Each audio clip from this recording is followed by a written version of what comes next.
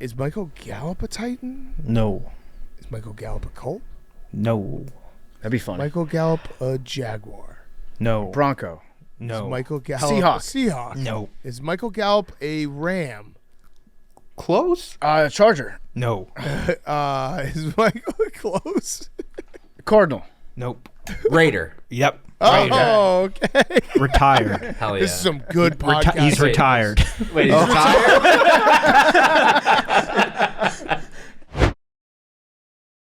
On today's Part of My Take, we have a twofer for the people, two great interviews. We have Khalil Mack from the Los Angeles Chargers, and then we have Ben Herbert, the strength and conditioning coach for the Chargers, who is probably one of the most intense guests we've ever had on. I'm in love with him because he makes me want to be a better person. He made us hard. He made us hard. He's the famous we played the clip when he was introduced.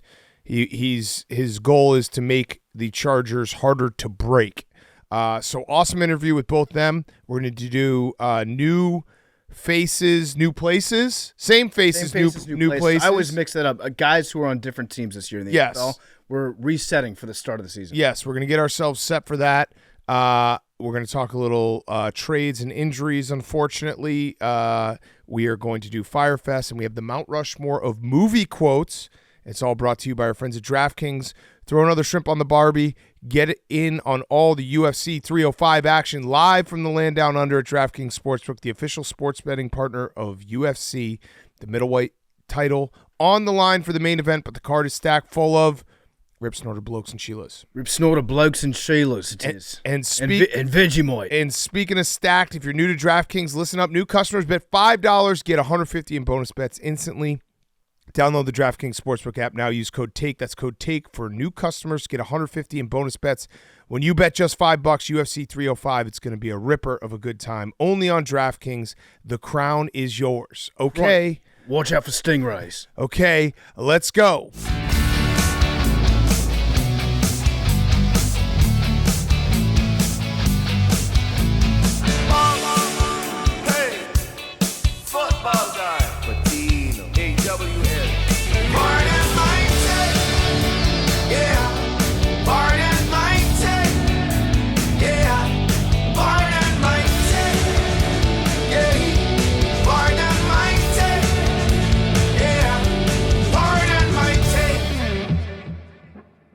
Welcome to Part of My Take, presented by DraftKings. Download the DraftKings Sportsbook app now. Use code TAKE. That's code TAKE for new customers. Get $150 in bonus bets when you bet just $5. UFC 305 this weekend. Only on DraftKings. The crown is yours. Today is Friday, August 16th. And PFT, we've got injuries. It sucks. We've got injuries. This is the worst time of training camp. J.J. McCarthy is out for the season. Jordan Addison may be out for a while. It's tough. It's Vikings really are tough. cursed. I'm upset for the Vikings fans out there. You had a lot to look forward to, especially after week one of the preseason. Everything looked great. I guess the good news is that Sam Darnold no longer has mononucleosis. Yeah, 7-year bump. I posed this question. I got ratioed to hell. I posed this question when J.J. McCarthy was announced out for the year. Am I crazy for thinking Sam Darnold might have a good year? Now that I posed the question before Jordan Addison got hurt, but my whole thinking was he's going to have the best receivers he's ever had. 7th-year bump. Yeah. No mono. Kevin O'Connell, good coach, played quarterback. Kevin O'Connell got good stuff out of Josh Dobbs last year. Yeah, I mean, he's a quarterback-friendly coach. Sam Darnold, just remember, like Sam Darnold did play the quarterback position with the greatest handicap of all time, and that's Adam Gase. Adam Gase, yeah. So he had to get the stink of the Jets off him. He's been around smart football guys for the last year. Yeah, he went to San Francisco. Did some rehab there. His grandfather's name is Dick Hammer. Yep. So that you got that going for you. That's the ultimate Thor for all the Vikings fans out there. Yeah, this might be crazy to me. This might be the dumbest thing I've thought, but I kind of feel like, and I don't want the Vikings to be good, but I kind of feel like Sam Darnold might surprise some people this year. And I think his head is going to look normal size in that helmet. Yes. In the purple. It's going to Agreed. look good. Yeah, it could be worse. I think they're doing the right thing. You want it definitely could be worse. You want to do the you could have absolutely no plan at backup quarterback, which at times it looked like you had no plan at backup last year. Yes. I think he's probably Remember Josh Dobbs? Yeah, Josh Dobbs was good for like a couple weeks. Whenever he changed the team, he was good for that first couple weeks. Yeah, just bring him in. Just bring him in for 1 week. Yeah. He'll probably be on same face as new places. Who, Josh Dobbs? Yeah. Is he in the league? I think he's in the league. Yeah, I think he's on a roster. We're going to do that in a second. He's got to be on a roster. But yeah, it could be worse. It's the right call, I think, to do the long-term meniscus surgery, a rookie quarterback.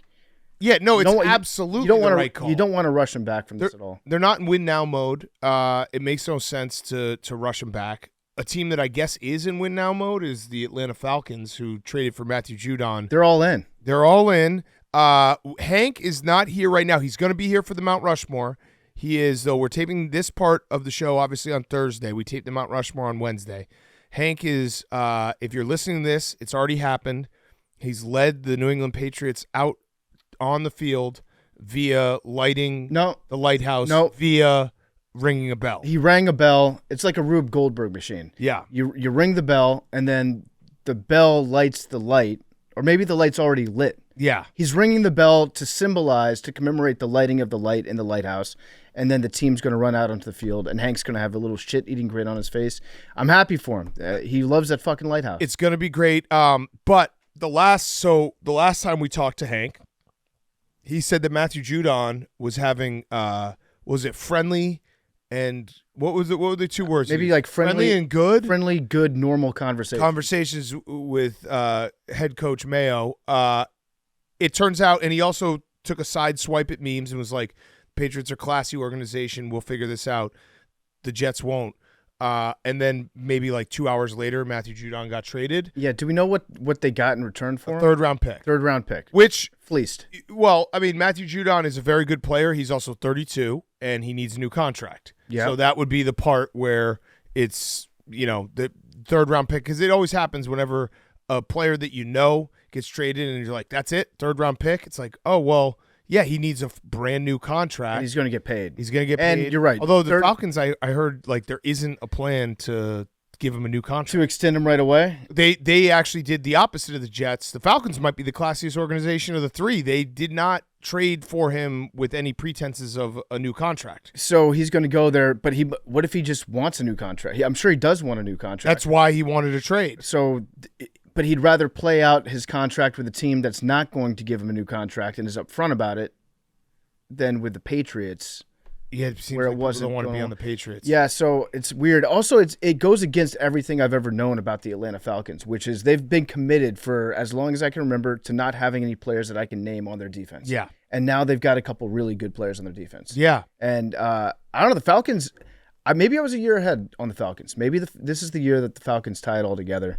I think it's just going to be a lot of teams in the NFC South that are going to be 9-8, 10-7, and then the Panthers. Yeah, probably. And it's going to go exactly like last year, where it's going to be the three-way between the Falcons, the Saints, and the Bucks. And it's like whoever just ends up winning a couple of these head-to-heads will go to the playoffs. I'm going to look at these odds real quick. See what the odds are for the Falcons to win that division, because I like them this year. They're probably not that high just because of there's no dominant team. Yeah. I have already said that the Saints might not be as bad as people think. But memes, I did want to ask you real quick, because you got the side swipe. How are you feeling today, knowing that you were at least partially vindicated, even though Hassan Reddick is still holding out and the Jets are still not figuring this situation out? Hank being immediately wrong was delicious. Delicious. Oh, good word. Good word. Does it take some of the sting out of your Jets? Take some of the sting out. I still want them to resolve it quickly. Then it's a massive W for me. Yeah, then it would if they get Hassan Reddick signed within the next 48 hours, then you get a huge dub. But if it goes into the season, it's or if he doesn't play and you trade him for something less than what you traded him for, then you're back to a loss. Yeah, that's a major loss, because Hank was technically right. They did figure it out. So yeah, they did figure out Matthew Judon pretty quickly. It was productive and good, normal, good. What was it? I think it was good and happy or something. Good and happy. It was like friendly and it's friendly and something. Now, Memes, what if you traded Hassan Reddick to the Patriots? That'd be so bad. God But forbid. what if Hassan Reddick then what memes? What if you traded him to the Patriots? Then Hassan Reddick said, "I'm not going to play for the Patriots." Then that'd be a massive W. But then, but then what if the Eagles traded the Patriots to get Hassan Reddick back, and they got more than what you paid for him? That'd be a loss. But the Eagles' season's already over because apparently Jalen Hurts is throwing too many touchdown passes and not enough interceptions in training camp. Is that right, Max? Oh yeah, Nick Wright is my Florio. Oh, nice. A new Florio has presented himself. So the problem is that what he's too good, because I know they always say you learn more from mistakes than you do from success. So he's not throwing enough interceptions to learn anything. Yes, they said that. That's such a good take. He's Well, completing number like one- 80% of his passes. Number one, he just kept saying, he's like, I know this is going to get aggregated. I know this is going to get. So he's doing it. You're aggregating That's right not now. what Nick I know. Wright sounds like, but yeah. He's doing it to get clicks, and he's admitting that he's doing it to get clicks because Which he you knows should that never he do. sounds. Yeah, you should never But he admit. sounds ridiculous. He sounds ridiculous saying that he's not throwing enough. He's not watching any of the camp. How do you know that? Nick Wright, he's a smart guy. He watches the tape. There is no tape. What do you mean there's no tape? Why, We- you how don't many- think he's got tape? How many times have we gone to camp and There's tape being filmed. But you're not. But like, Someone's- that's for the team. But maybe he has access. Yeah, to maybe it. he has access. He doesn't have access to Nick that. Wright has all 22 access. That He's just nobody saying else that he's has. not taking enough risks. He's been How very- the fuck is he supposed to know that? It is a great tape. He's like, It's he's such- not taking enough risks. I You tip my hat gotta to the throw. take. You gotta throw some picks in training camp. It's such a good take. I'm pretty sure I had this exact same take, ironically, about Nick Foles when he threw 2 interceptions. I was like, this season actually sucks. Yeah, you gotta. I mean, you gotta. I do. You But do even want then- guys taking risks. Like Rodgers at the end of his career with the Packers, there was the argument that he was obsessed with not throwing interceptions, that he would not take some risks. But even then, you're watching it. Like Yeah, if he was but- watching every play, But you don't know that he wasn't watching. there's no way he's watching What it. about a pick on 3rd down? If you throw it deep down the field, same as a punt. That's a good pick. Sure. Okay. So Let's talk about the positive. Word out of the Eagles camp is Big Dom is just running the whole show now. Rocks. He's the best. He's the coach of the team. Yeah. No. We had a problem last year of someone being the guy that everyone can look up to. We got that guy. It's Big Dom. So, Yeah. Max, I love Big Dom. Don't get me wrong. Love the guy. Is it? I don't like the way I'm this just is curious. going. Yeah, I don't either. Be careful. I'm asking a question. Okay, but be careful how I'm you asking. ask it. This is what we do to learn. We Be ask. careful how questions. you ask it. It's called the Socratic method. Okay. Just Max, be careful. And Is now it- you're saying things that I don't know. Is it a good thing? Don't confuse It's it. all Greek to Max. Max, is it a good thing? Greeks are just Italians who don't pay taxes. Max, It's a fact. is it a good thing? Would it be a good thing for your head of security to be coaching your football team? Yeah, I think so. If the head of security is Big Dom. Okay. Yeah. All right. That's all I want to know. think so. That's all I want to know. Did you guys see, by the way, when Fantasy Fuckboys comes back, we had the lineup for the Staten Island Little League World Series team that's in Williamsport. I'll just give you a couple of the names. It's great. Okay. It's just Fantasy Fuckboys Central. Batting first is Vin Ruggiero. Yeah. How do you say that? Ruggiero. Ruggiero. Second is Steven Grippo. Peter Giacchio Stevie is, Grips. is the catcher. We also have on the team Dean Scarangello, Okay. Joe Arachi, Dylan DeGata, and Dylan the Cat. Jason Rocchio. I can't speak Italian. Max, you give me some Italian help here. ROCCHIO. I have to look at the. Let me look at it. Rocchio. Rocio? Rocchio. Yeah, D Roach. Let me. Joe Roach. Jason Rocchio. J Roach. No, you're saying it wrong. Dylan DeGata is my favorite. Yeah, I like that. That's a good one. It's a good name. But yeah, there's a lot of vowels. Be careful I'm a talking big about fan. the Little League World Series and saying "fuck boys." Just saying. Like, I was your almost- brain went there. That not anyone else's. That's fucked up. Went through it. I was Your almost brain in is the, there. In the League World Series. People don't talk about that enough. I think we talk about Max, you were in it. the right Some amount. AWL found the game that I played in and put the whole thing on YouTube. Love that. You know what I love about the Little League World Series? I love the fact that it's for the kids and they get the best umpires and they do it the right way at Williamsport. Yeah. You don't see that a lot these Agreed. days. And it's something that And if pure and wholesome we can all get behind. if you're someone who just spends all day online yelling about the kids and the umpires, maybe get a life. Yeah. Get a life. Get a Although hobby. the one thing I never like about it though is the one coach that knows that he's doing something to go viral. Yeah. He knows that he's mic'd Yeah, up. they lose, and then he brings them all, and he's like, listen, look around. You guys are going to love it. You guys are going to think back to this moment for the rest of your lives. Like, no, they lost. Mm-hmm. They're out. No, I actually love that Rico just gets so fired up about Little League World Series. And the umpires, yeah. And the system. In the system. But yeah, that was good. What before we do this game, what else do we have? Anything else? If we're talking about quarterbacks being too good in practice, Jaden Daniels threw 5 touchdowns in a row. That's pretty good, but maybe too good. It might be too good. Yeah. It might be too He good. needs to learn how to throw better end zone interceptions. Yeah. We had there was one other thing. Oh, Jameis mic'd up was incredible. Jameis mic'd up is really good. I just love him. The entire thing. Just say him going up to his teammates and being like, I'm in your establishment now. Yeah. That was great. The U.S. men's national team, we got our guy. Yeah. Pochettino. Yep. His name's Pochettino. He's Argentinian. He coached for Chelsea, coached for Tottenham. I think he got them to like the Champions League final or some shit like that. Surely he's won a lot. He's won some. Where? I think he came in like second place in the EPL. Oh, he did win the French league with PSG. Oh, the that's Farmers right. League. When He beat a bunch of Uber Eats delivery guys. with Neymar and And Mbappe Messi. and Yeah. Messi. Yeah. Okay, so he has one. I assume that since he was Pulisic's coach when he was at Chelsea, I'm assuming that they asked Pulisic what he thought about the coach, and then Pulisic said he's a good guy. Then they brought him in. Which might not be the best thing because we got to make our guys tougher. Well, apparently, Beat up all the time. I read up a little bit about this guy, and he coaches using the theory of energia universal, Okay. which means universal energy. Love that. Max, did you get that? Universal energy, which is basically he coaches on vibes.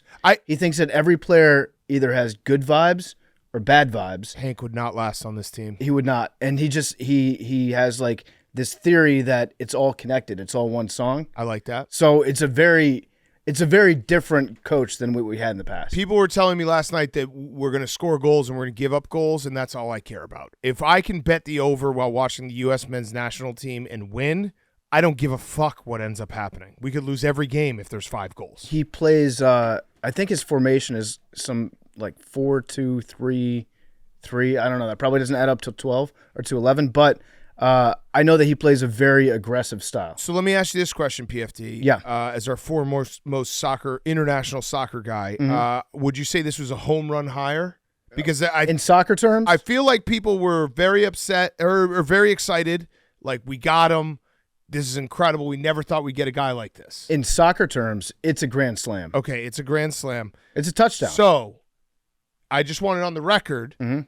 If this is a grand slam touchdown of a hire, and we don't get good at soccer, Yep. could you make the argument our players are not good at Yes. soccer?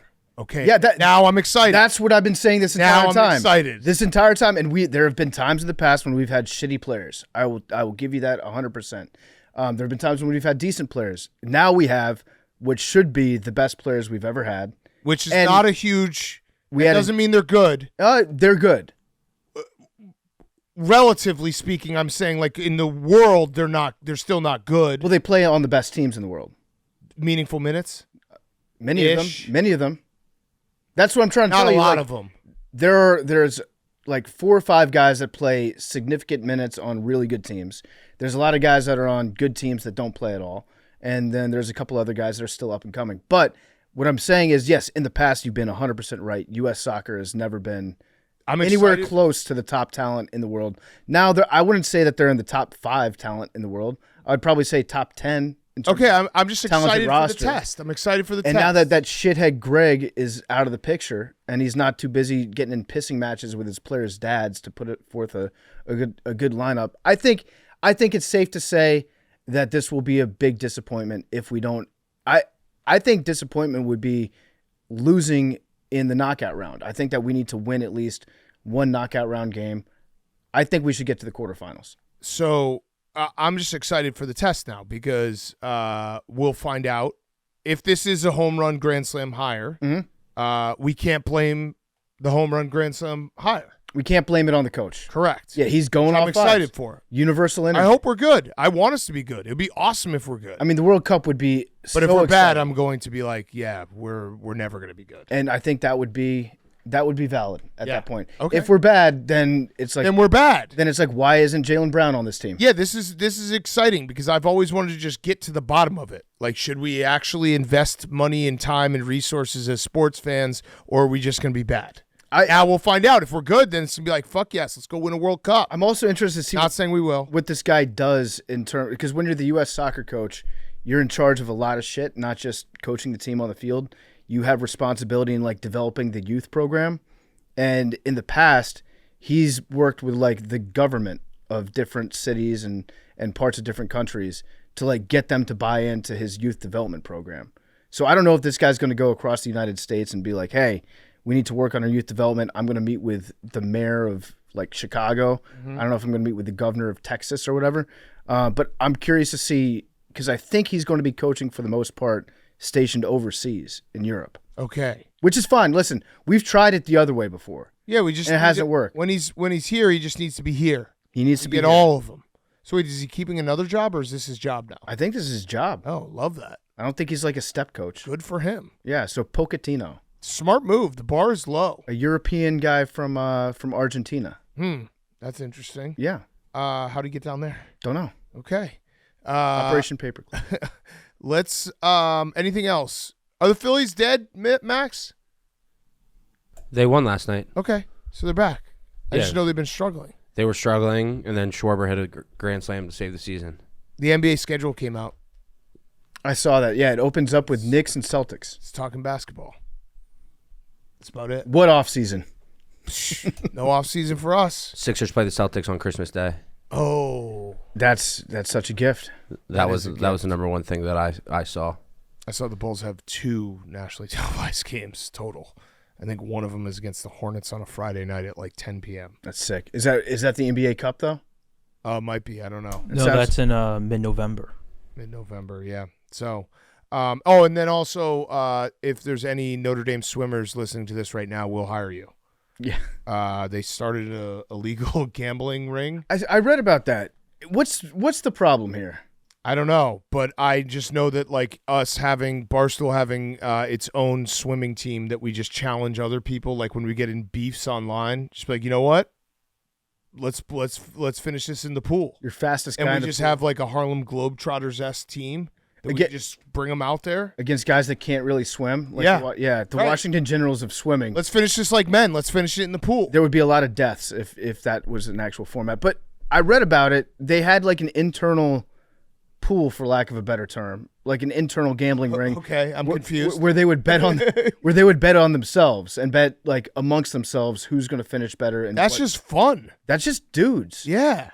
What's That's- the problem? That's here? crazy. If you do that, that means there's a lot of teams that would have that issue Yeah, because that's it's classic Notre Dame though to be like we uncovered it. Just wanted to raise our hand and say we found a dicey gambling operation amongst our swimming team, so we're going to shut it down. yeah.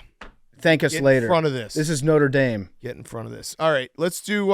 Let's get ourselves ready for some football. Before we do this, we're gonna give a couple picks. So with DraftKings, you can bet on all the preseason stuff now. We're thinking about prop picks, so we're gonna throw a couple out there. Which one are you gonna pick? I'm going to do rushing touchdowns. Okay, and Max, which one are you gonna do? I'm gonna do passing touchdowns. I had receiver. Okay. So Max, you want to start? Who's your most receiving yards? I'm trying to get on DraftKings. I'm trying to get the odds for. All right, him then right I'll now. start. Yeah. I'm gonna go passing touchdowns. I know that some people might say, "Oh, sophomore slump." C.J. Stroud plus 950. I like it. I mean, Stephon Diggs, Nico Hollins, Tank Dell. Tank Dell. That offense is gonna be explosive. I actually saw a picture. It was like a meme, and it was C.J. Stroud with those 3 guys standing on the sidelines. Like, who's gonna stop them? Mm-hmm. And I didn't, but I wanted to just circle Stephon Diggs and be like, that's who. He's the guy. When he doesn't get the ball, that's exactly who. But They're going to have to keep him happy. yeah, he's plus 950. Mahomes and Dak Prescott are the 2 favorites. So little value, plus 950. I think CJ Stroud's going to fucking rock this year. I like that. Yeah. That's a good pick, good value. Okay, what do you have? So for mine, I'm going to go with rushing touchdown leader Brees Hall. Ooh. Brees Hall. I just lost the odds. I think it's plus 1,800, plus 1,900. Whoa. Something like that. And my reasoning behind it is Aaron Rodgers should play more than 5 snaps this year. Right, Memes? Should. Or else Memes is strapping a what to himself? Yeah. What are you going to do, Memes? Yeah, I'm going to blow myself up. Where? NFL headquarters. Oh. Patrick Beverly not expected to sign with the NFL. But I like Brees Hall because the first year with Nathaniel Hackett that Aaron Jones had in Green Bay, I think he had 16 rushing touchdowns. Nice. And I feel like Nathaniel Hackett's going to get him the ball inside the 5. Do they have a touchdown vulture? Yeah, Braylon Allen. Or no, Right. Braylon Allen is on. Yeah, Braylon, Yeah, Braylon Allen's on Allen. the Jets. Braylon Allen is 19 years old, and he's actually exactly who they'll use at the goal line. He actually looked really good. Fuck, he looked really good against the Commanders. I don't care. I like Brees Hall. Brees Hall's a good player, and Izzy's not knocking on the door this year. Jalen Hurts at 15-1 isn't crazy. Now Saquon will No, dip no, into that. Big Cat, he is. Saquon, and also he throws too many touchdowns now. Yeah. It's true. He won't be rushing. That's a good point. And the tush push. Who knows what's going to happen with no Kelsey? That's very true. It's What do you have, Max? It's funny that PFT went Brees Hall because I'm going Garrett Wilson at 14-1. All right, we're high on the Jets. Yeah, Garrett Wilson has had a really good. He hasn't been a big touchdown guy, but he's never really had a quarterback like Aaron Rodgers. I think that's good value. He could blow up this year. Okay, I'll change mine to Aaron Rodgers. Yeah, 16-1. Aaron Rodgers. Okay, Let's go all right. Jets. Aaron Rodgers, 16-1. That's actually not a bad pick, Big Cat. I kind of like that pick. He's going to feast against the Patriots. Yeah, they're gonna do the perfect amount of handing the ball off in the goal line. And throwing it.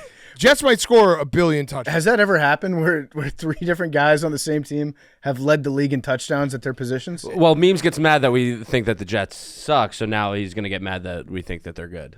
Yeah, he's gonna be like, we're jinxing you, Memes. Are we being Florios right now, Memes? I don't know what this bid is. It's actually It not a wasn't bit. a bit. Aaron Rodgers has led the league in touchdowns twice in his career, so he can do it. He's proven he can do it. Memes, we can't exist with you, Memes. When we hate the Jets, it's like, oh, you guys suck. When we love the Jets, you're like, this sucks. All right, so we're all in on the Jets. Yeah. Yeah. What's the Super Bowl odds? No one ever went Screw broke it. betting on the Jets. Yeah. All right. Ready, Huey? Give us some. Yeah. So we don't listen. This is the trust tree. We're doing this because we want to be ready for football season. We hope that people will not judge us for our lack of knowledge. It's still the preseason. If we were doing this week 2, you could make fun of us. Because we're doing this right now, you can't.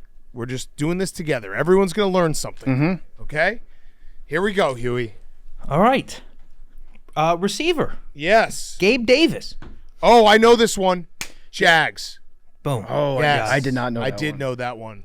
Well, his previous team, Because the Jags have like all the Jags have basically built an entire receiving core out of like the upside guys that will also have like 0 catch games. Should we do a little game, see if we know? What do you Like mean? you just guessed, like you knew that one. Yeah. All right. So Big Cat gets Big Cat. Well, we don't have to like. No, keep it's a team score. game. Let's Yeah, it's a see. team Let's game. try to Okay, get so- more Yeah, than yeah, yeah. 75% as a team. we're 1 for 1. Okay. What were you gonna say? His former team? well, his former team has collected this quarterback. Has collected a quarterback. Oh, I mean. Ben DiNucci. It was Mitch Oh, Trubisky. it's Mitch. And Ben DiNucci. Yeah. Well, I don't know if he knows Ben DiNucci, but yeah, Mitch is back on the Bills. Yeah, the Cowboys guy. Gucci Yeah. DiNucci. That's a layup for me. I know where Mitch is at all times. Well, we're actually 3 for 2 right now. Yeah. Bobby Wagner. He's a commander. Yes, he is. There we go. Had a great season last year, too. Sterling Shepard. Oh, Sterling Shepard. Oh boy. Sterling Shepard was on, The Giants for and now he is on, I want to say Raiders, but that's might be because Close. of the Darren Waller Oh, it's close. trade from the Raiders Oh, to the Giants. maybe the Chargers? Did the Chargers needed No. a wide it was receiver? close in the mascot, not in distance. Oh, Buccaneers. Yeah. Okay. there you go. Okay. There we all go. right. That doesn't count as getting one. Isn't no. it funny, though, that I was like, oh, Sterling Shepard, he's a Giant. Now he must be a Raider because Darren Waller was a Raider and then he was a Giant. Yep. No, nothing to do with each other. Nothing. They just like trading with each other. Yeah. Quarterback Tyler Huntley. Ooh, Huntley. Where's he at? He's not in Baltimore anymore, huh? Nope. Oh, That's fuck. a shame. This is a good one. Green Bay Packer. No. Hold on. It's a fun one. It's a fun It's one. a fun one. Texans. No. No, that's Davis Mills, my Oh, I knew guy. that. Tyler Huntley is on the Seahawks. No. Damn. All right, give it to us. The Browns. Oh. Wait, Yeah. That's fun. with Jameis. It's fun. Okay. Okay. How the hell is Joe Flacco not on a team? He is. He What is. team is he on? Colts. Oh, I knew that. Well, there goes that one. Okay, so we got that one too.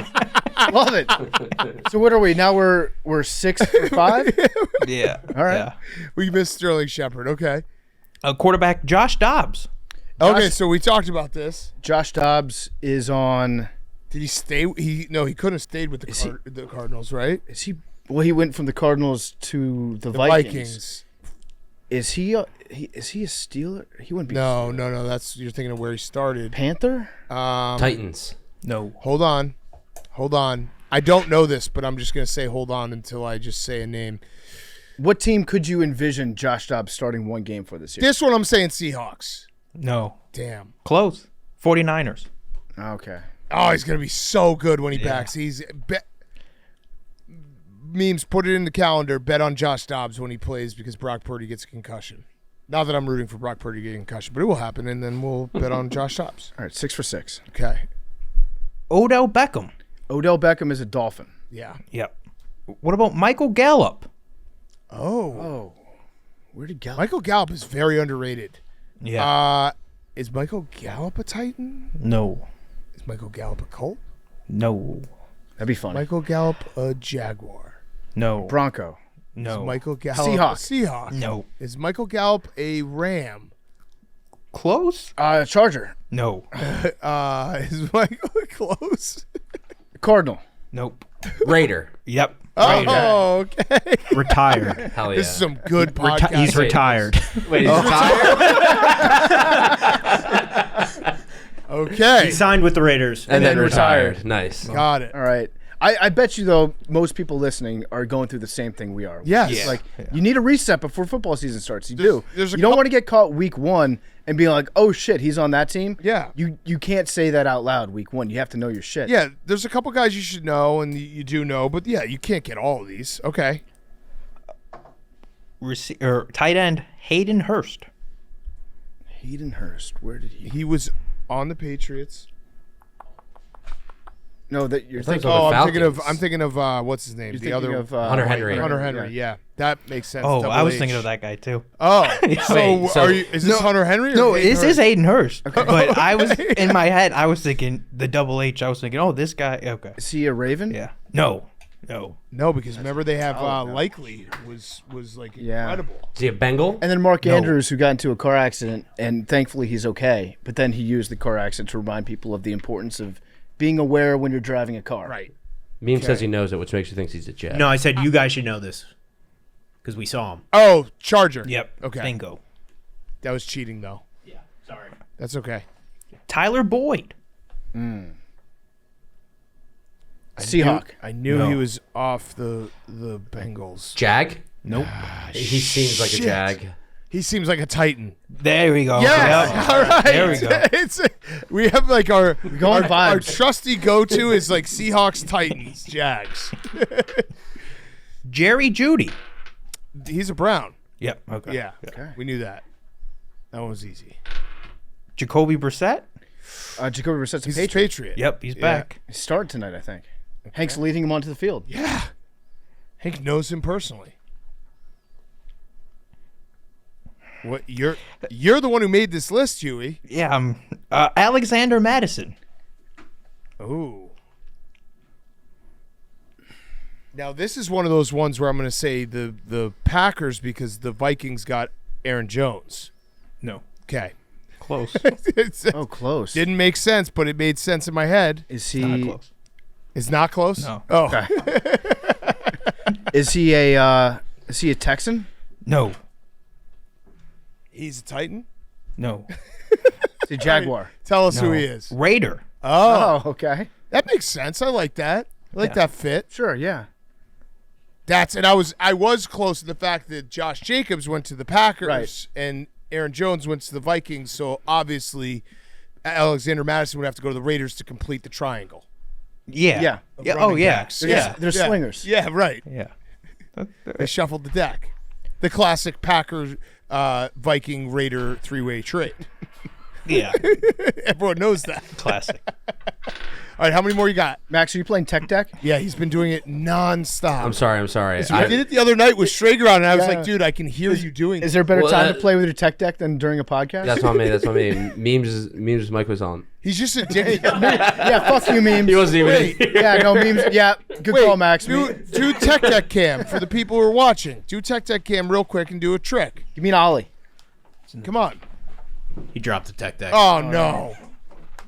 Get control of your board, bro. How many guys does it take to find a Tech Deck? The Falcons also signed Simmons, Oh, Justin Simmons. they're beefing up. I didn't realize also Jim Leonard is coach for the Broncos. That's cool. Yeah, that is cool, right? All right, how many more you got, Huey? I have 5 defensive players. Oh, this is going to be tricky. And Belichick's coaching for the University of Washington this year. With Pete Carroll. Yep. I'll start with the easiest. Okay. Devin White. Oh, I know this one. Devin White. He's an Eagle. Yeah. How could I have ever figured that out? Safety, Xavier McKinney. Seahawk. No. He was a Tight. Giant. Titan. No. Give it to Jaguar. Packer. Oh, okay. okay. The next 3 are all from the 49ers. They left the They 49ers. left the 49ers. Brandon Ayuk. Randy Gregory, Eric Armstead, Chase Young. Chase Young's a saint. Yep. Yeah. Not literally, but Seems like a decent guy. he's okay. He went to Ohio State. Yeah. True. Might have some free tattoos. Yeah. Randy Gregory back on the Cowboys. No. Randy Gregory, Big guy. big guy. Yeah. Giant. No. Oh, I thought that was a clue. No, I was Are just you saying, saying- You're saying he was a big guy. He's a big guy. He Yeah. is a big guy. Okay. Give it to us. Bucks. Okay. Okay. And Eric Armstead is Close Pass. to the Bucks. Jaguar. There we go. Okay. there it is. got it. All right. Yeah. Feel good. Did we miss anyone big? I feel like I have Mike Williams, Tyron Smith. I have a couple names. Mike Williams. Kirk Cousins. You know Mike Williams. Eckler. Eckler, I Eckler's know on the that. Commanders. Mike Williams went viral with the team that he signed with when he signed with them. For doing what? Oh yeah, he did a thing. What'd he do? If I tell you, it'll give it away. Just tell him. Well, then tell us, and then we can feel good about getting it. Taylor ham, egg, and cheese. Oh, he's a Giant or Jet? Jet. Jet. Yeah. Okay. We knew that. Yeah. It's all about getting the right answer and being like, I got that myself. Mm-hmm. That's the key to trivia. Okay, that was good. I feel like we got a bunch of them. I'm trying to think if there's any off the top of my head that I was looking at. Josh Jacobs. I haven't really looked at it. Josh Jacobs was a good one. You need to He's know a that Packer. he's a Packer. He's Yeah, gonna- that's a big one. Yeah. And it's also good for your fantasy drafts, too. Yep. Like, remember where some of these guys are. Trying to think anybody else, any weird guys that we didn't cover. I think we're good. I mean, I'll throw this one out. Obviously, I know, but DeAndre Swift is a Bear. Yep. I feel like that will get people a little confused, maybe. So, he is a Bear. How's Jahmyr Gibbs? What's the prospect on his He's gonna be all hamstring? right. He's gonna be all right. The hamstring, just doing things, acting Oh. up. It'll be all right. He'll be all right. Nothing, Okay. nothing to think about. Nothing to worry about. Okay. Nothing to think about, nothing to worry No, about. for us. So for stop him, thinking about yeah. Jahmyr Gibbs. Yeah, he's gonna be all right. He's a good, big kid. Good guy. Big kid. That's what they say about him. You just big. You gave the speech that I give to my kids when they get a boo boo. I'm like, you're tough. You're big. You're a big kid. You're a big boy. You're a big girl. That's You all got he this. needs. That's all he needs. It's just a hamstring. Yeah. You're fine. You want me to kiss the boo boo? All right, you're good. Get back out there, Jahmyr. That's what Dan Campbell does. Every player that gets hurt, he kisses the injury, and then they just heal, ready to go. All right, kiss. let's do our Mount Rushmore. Mount Rushmore movie quotes brought to you by our friends at Game Time. Did you know you can get tickets to the Cubs Blue Jays game this weekend for $35? That's right, with Game Time, the official ticketing partner of Barstool Sports. You shouldn't have to worry when you buy tickets to your next big event. Game Time is a fast and easy way to buy tickets to all the sports, music, comedy, and theater events near you. They have flash deals for sudden discounts, zone deals for when you're feeling flexible, and their lowest price guarantee means that if you can find the same seats for less anywhere else, Game Time will credit you 110% of the difference. Game Time is the best place for last-minute seats with up to 60% off your favorite events. What are you waiting for? Buy those Cubs tickets, $35. I'm actually going to the game on Saturday, so take the guesswork out of buying tickets with Game Time. Download the Game Time app, create an account, use code PMT20 off your first purchase. Terms apply. Download the Game Time app today. Last minute tickets, lowest price guaranteed. We're also brought to you by our friends at Cars.com. While the Cars.com parking spot is so helpful, not having to battle for a spot, the Cars.com Your Garage feature is probably even better. You can track your car's value and see how much it will be worth in 2 months. You've been thinking about getting something different, and knowing your car's value is beyond helpful in making that decision. KB won the Cars.com parking spot, and he'll have plenty of time, extra time to create an account with Cars.com and track car value that he might be looking for, because he actually doesn't have a car, and he gets upset when people park in his spot. Thank you to Cars.com. KB got that most prized parking spot at Barstool. But you can grab all the valuable insights into your car's value with Cars.com, Your Garage feature. The Barstool Employee Parking Garage is frustrating, but Cars.com's new feature, Your Garage, is anything but. Track your car's value so you can know exactly what to expect when you're ready to sell. Track your car's value on Cars.com. Okay, Mount Rushmore time. Okay, Mount Rushmore time. We don't have the updated standings, although I guess we could update them in real time. We're taping this on Wednesday because Hank, our wonderful Hank, my best friend Hank, my brother for life Hank, Our special boy. has been bestowed with an incredible honor. Henry, would you like to tell the people where? So you'll be on Mount Rushmore because we're recording it early, but you won't be on the rest of the show for Friday. But it's probably the greatest excused absence of all time. Yeah, truly an honor. I have been asked, we kind of alluded to it earlier in Mount Rushmore season, but I have been asked to lead the New England Patriots out of the tunnel You're running on the field? by being the keeper of the light. That's the tradition Oh. in New England. So you're I have keeping been the asked to be the keeper of the light. I'm going to be ringing the bell to lead the team out onto the field So you're, against the Eagles. you're lighting the lighthouse? Essentially, yeah. So you're running out with them on the field? No, I'm leading them out How? by By lighting ringing it? the bell on the lighthouse. Okay. To signal for them to run on the Hank, field. you're the lighthouse expert, not me. What does ringing a bell have to do with lighting a lighthouse?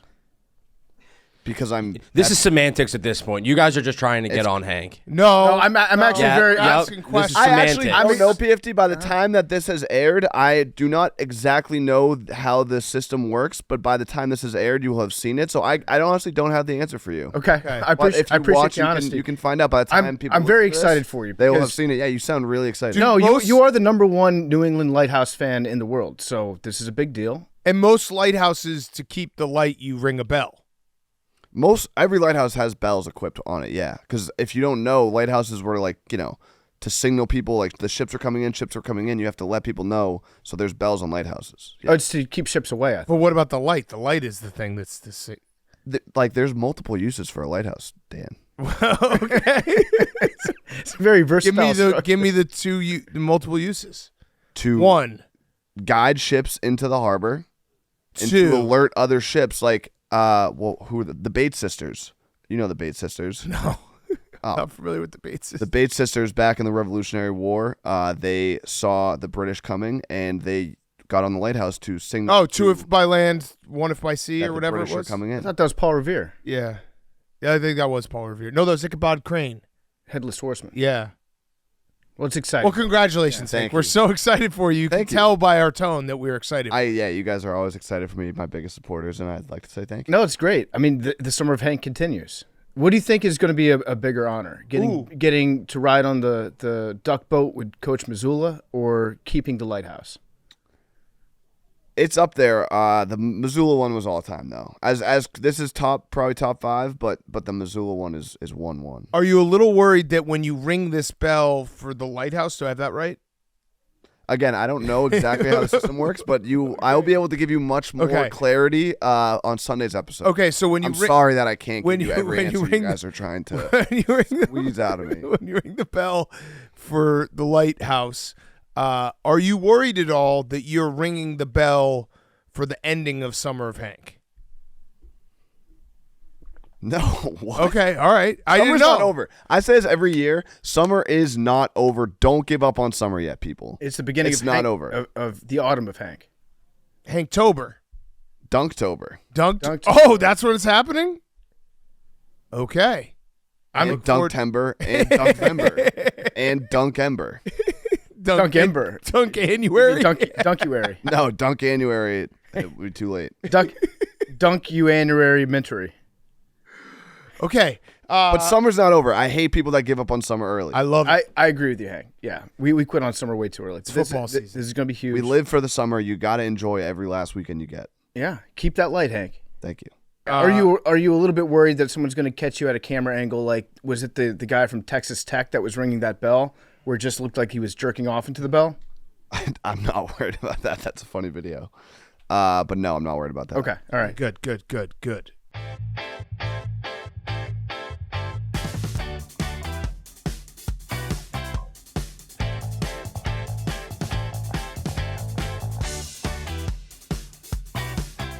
All right. That'd be a shame. Let's do the Mount Rushmore. It is the Mount Rushmore of movie quotes. It's going to be a good one. Right now, it looks like PFT is going to win today's Mount Rushmore because he had boobs. Boobs was system play. Hank, are you in last right now? Is that a rhetorical question? I'm assuming yes. Okay, so what's the scoring? Is it 4 points? Yeah, so I'm going to be up by It's really 3. confusing. I'm going to be up by 3 on Hank. Is it 3 or is it 4? Because I Or think 2? you get first place, you get 1, or you get 4 It might points. be 5. Wait, you get first place, you get 4 points. Or If you get last first place, place you get 3. 1 point. No, it's 4 for first place. 4, don't 3, know. 2, I don't 1. know Might be answer. 4. It's very simple. 4, I 3, don't 2, know. 1. So I'm going to get 4 points, Hank. You're going to get a point. So I will be up by 3. Are you sure? Movie Yeah. quote. Yeah, it's true. I don't own a gun. Let alone many guns to necessitate a gun rack. No stairway. Okay. Ready? Ready, Hank? Mm-hmm. Whose pick is first? That's Big Cat. Oh. Is it? And who goes after me? Hank. Got it. Got it. Okay. Movie quotes. I'm going to go with the timeless classic. Very easy. I'm going to make him an offer he can't refuse. Godfather. That's a great quote. It's a quote. I love that quote. Yeah, you've seen that movie many times. Mm-hmm. I'm going to make him an offer he can't refuse. And then he puts a dead horse in his bed. Yeah, I mean, Right? that's part of it. Yeah, that's part of the offer. Well, he declined the offer. And the dead horse was like, Then don't, pushed him don't closer decline to it the offer. again. Yeah, okay. exactly. Negotiation. He said way. Yeah, he said no way, and then he said way. Hank, Dank. do you like that quote? Yeah, it's a good quote. Okay, was it on your list? No. Oh, Okay. great. My list, I'm the worst person at this game.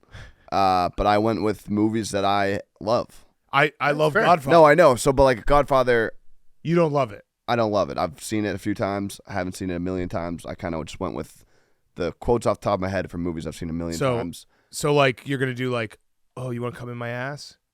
I don't know what that's from. I mean, movies you love. What movie is that? You know what movie that is. What about someone help me? I'm stuck in the window. Yeah. Oh, where you want to put It's it? usually the dryer, but I'm gonna go with Pretty wet to me. I gotta go see About a Girl. Ah, Okay. nice Favorite movie of all one. time, most famous quote from Nice the movie. one. Good Yep. Will Hunting. They ended up breaking up, right? I think it's open ended. No, he went to Stanford and she was fucking another guy. Oh, I thought he left and he went to go see about her. His car broke down actually because it was a shitty car. Oh, okay. Yeah. I wouldn't know anything about He only got 2 hours. Okay, good quote. Thanks. I'm not prepared for this one. I'm gonna. What does that mean? I'm not prepared. There's a million movie quotes. I But they literally didn't- they brain didn't just dumped and there pop was into my I have head like like 40 that. that are just sitting here. This one I feel good about. You guys probably won't. But it was my favorite movie growing up as a Hey, kid. I'm the garbage kicking Philly kicker. No. You're killing me, Smalls. it. Okay. Ah, That's a good one. pick. Sandlot. Great And movie. lot.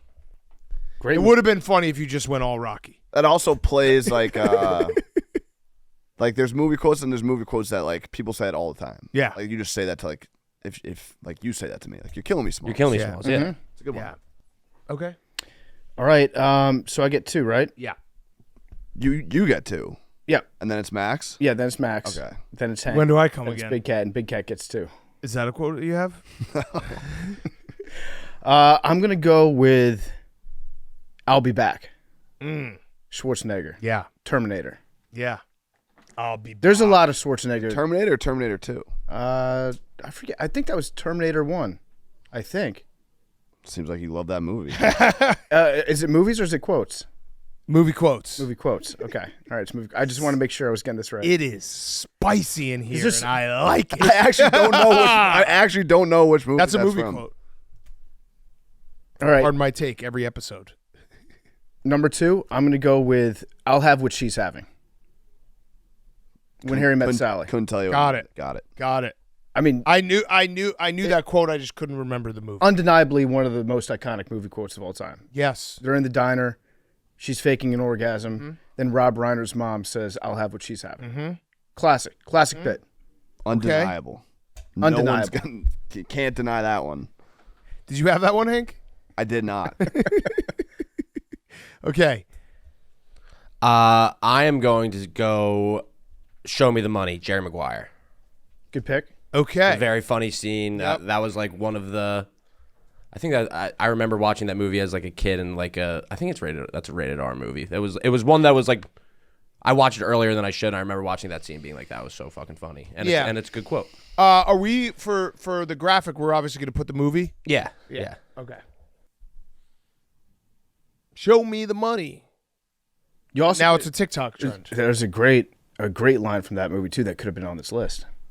The human head weighs 8 pounds. Yeah, That is There's great- there's a couple. there's a few. what other one? I mean, You had me at hello. Jerry- is- Jerry is had me like at hello. Is the, you weren't thinking of the human head weighs 8 pounds. But That's still in play. the Show Me the Money scene is the funniest one to me. Yeah. That's why I picked that one out of Yeah. the movie. Give me my money. Give me my money. I will go with this one. It might be a stretch, but it actually applies to me the most. I actually, turned on this video last night because I've been going through it a little bit in life and in this segment specifically. Oh. The night is darkest just before the dawn, Oh. and it's dark for me right now. From Batman, The Dark Knight. nice. Okay, is that true? Yeah, definitely. Okay. Why else would they say it? Yeah. Good point. Yeah. Okay. So I have 2 now, Hank. I just went. Yeah, you went Hank. So now it's And Max, you went before. but Max went before. Okay. you, Correct. So that means So it's going Big Cat this has way. two. Big Cat. And it's Okay. snake. I have 2. Oh, yeah, it's snake. I have draft. Snake 2. draft. We're doing Okay. snake. All right. All right. I'll go. I'm gonna stick with the theme real quick with Al Pacino. I'm gonna go with "Say Hello to My Little Friend." It's a good good one. I had it. I had it. Good too. pick. I mean, he's just Scarface, classic. All right, and then I'm gonna go with a newer movie, and I feel like this is more just like people like to use this everyday life, memes, everything. I farted out of my heart. That is a good movie quote. I should have put that down. I'm gonna go Wolf of Wall Street. I'm not leaving. I'm not fucking leaving. That's a good one. Okay. Yeah, It's definitely you had a fired up. resurgence. Yeah. yeah, gets you fired up. Anytime a coach stays. Not fucking leaving. Yeah. Yeah, just get you fired up. Hank, There's a lot. There's a lot to pick from. there's a lot of That's good what- quotes. That's what makes this hard. Yeah, it's a good Mount Rushmore. Great topic by you, Hank. You're the one who picked it. You picked this Mount Rushmore, so credit to you for picking a great Mount Rushmore, Hank. Did you know it was your turn? Oh, you just picked 2? You fucking ass. Oh, okay, so it's my turn. See, this one actually, like, I think that people have the wrong. I was one of those people until I, Googled it to double check. But the quote is, "You're gonna need a bigger boat." Yeah. Yeah, You would think it's "We're gonna need a bigger boat," but it's You're "You're gonna need a bigger boat." But that's my pick. it's a good Jaws. quote. I had it on my list. Yep. It's But did iconic. you not think it was "We're gonna need a bigger boat"? Yes. I thought it was. I think we're gonna need a bigger boat. Yeah, Berenstein Bears style. Yep. Yeah, definitely. But it's "You're gonna." That's the quote is "You're gonna need a bigger boat." So Yep. that's the quote. Yep. Okay. Good pick, Hank. Max. Max is struggling. I have a question. Yes. Can I also take a Godfather quote? Yes. Of Oh. course. Okay, then I'll take Leave the Gun, Take the Cannoli. Okay. All right. Good pick. Good pick. From a famous scene. Great Quotable. pick. Great pick. PFT? Oh, am I up? Yeah. Okay. I have 2. Yeah. I've thought of like 6 more quotes doing this. Okay. I don't know. This is very hard. It's very difficult. I'm gonna go with. Mama always said life was like a box of chocolates. You never on the know list. what you're gonna get. Forrest Gump. Come on. Mama always said life was like a box of chocolates. You never know what you're gonna get. How can you rob the people of Those must be comfortable shoes. I wish I had me some shoes like that. I was not picking Mama said they was I my not magic picking it 'cause shoes. I wanted you to pick it because I wanted you to do it. Jenny and me was like peas and carrots.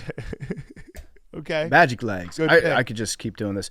Okay, so I get 2, so I'm going to have another one. And my second pick is going to be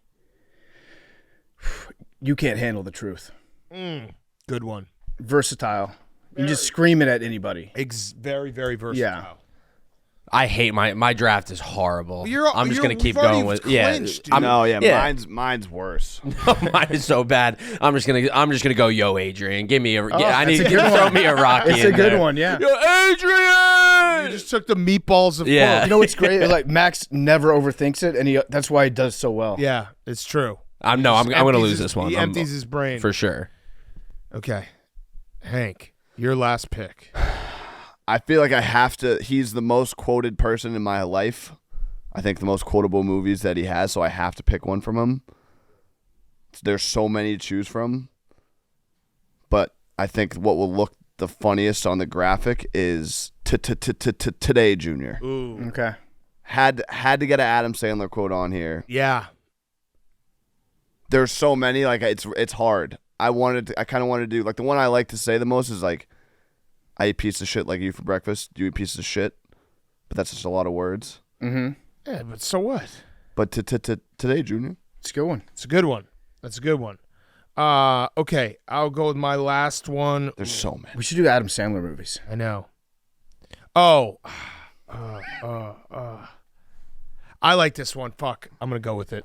There are so many good ones. I have so many left on the floor. Could have gone 12 rounds. But I love this one because you can use it for everything else. Just go 8. Could go 8. 6. If you guys were the inventors of Facebook, you'd have invented Facebook. I love that quote. Okay, yeah. You just basically just write at someone's face. Like if you would have done it, you would have done it. The Winklevis. Yeah. Well, Mark Zuckerberg. Yeah, said it to the Winklevis. All right, so we have honorable mentions. There's so many. So many. There's one. I was kind of thinking because Hank is right. The smaller quotes help. Like, are you not entertained? Would have been a good one. Fuck. Why so serious, Batman? Why so serious was definitely the. Yeah. Wonder how I got these scars. Yeah. Why so serious is definitely the. Just quote keep there. swimming, Finding Nemo. Yeah, Look at me, I'm the captain now.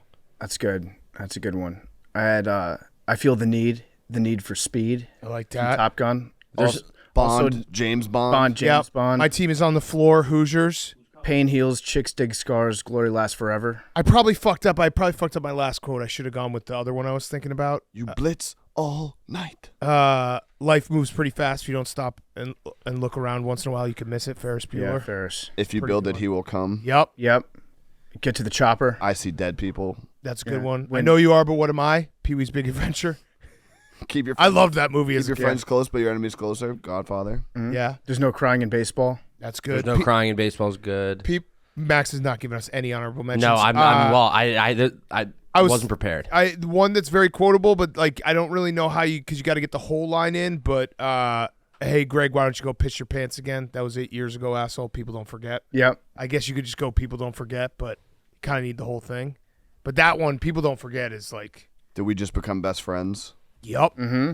I mean, that's always us, the two of us. If you this is something I ask my friends a lot, but what is the movie that you think you know the most percentage of lines in it? Forrest Gump. Like not quotes from it, but like word for word, whole movie. Yeah. Forrest Gump. Probably Silence of the Lambs. I had one of those quotes in there. The Chianti. Since once tried to test me. But that's like there's a lot of dialogue. I'm talking about every line of dialogue. Oh, It puts lotion on its skin. yeah. Yeah. I would say Benjamin Rathspell, a fledgling killer's first flight. Hester Moffat, it's an anagram. Clarice, I the read. rest of me. Is Silence of the Lambs a sequel? Kind of. Brian Cox played Hannibal Lecter. I think it kind of is. I think Manhunter was a prequel that came out. I don't know. I get the timeline confused. No, well, there's Yes, Red I Dragon, think which you're is right. awesome. I read an article And there's that a was Hannibal 2, which was not great. And then there's a Hannibal 4, I want to say, that was okay. I read an article about how Brian Cox worked on Super Troopers, and it was like they offered it to Bill Murray, then he turned it down. Brian Cox read it. He was like, I always kind of wanted to do comedy, and then I played Hannibal Lecter, and my whole career changed. And I was like, wait, Brian Cox played Hannibal Yeah, Lecter? that was Manhunter. Yeah. So, but that was before Silence of the Lambs. Yeah. Yeah, I so mean that Hannibal Lecter Silence of was the Lambs is a sequel. played by two different people. I don't know if they call it a sequel in like the classic sense of it, but yeah, it's like in the same universe. Yeah. One of my But you favorite. don't need to see Manhunter to see Silence of the Lambs. Correct. Right. And you don't need to see Red Dragon, or you don't need to see Sounds of the I've Lamb to never see Red heard of Red Dragon. Red Are you- Dragon's Oh, awesome. dude, Red Dragon is incredible. I've also never Watch heard of Red Red Dragon. Dragon. Edward Norton. It's scary as fuck. So Okay. fucking scary. Awesome movie. There's a lot of naked crouching in that movie, though. Yeah. Just a heads up. Dude, Red Dragon is awesome. One of my favorite quotes of all time from a movie, but I feel like it wouldn't have really played on the graphic, and it's also, I mean, Roadhouse is a popular movie, but I used to fuck guys like you in prison, which was an ad lib, like quote. It wasn't on the script because it still makes no sense. He had him in a chokehold. He said, "I used to fuck guys like you in prison," so he's just saying that he fucked. My of favorite guys quote. Cardi and Cola, do it. My favorite quote. Utah, from, get me two. Two. My favorite Oh, quote from Roadhouse That's was a great uh, one. There's yeah. so much, like, Pain don't hurt. Yeah, I know a lot about golf.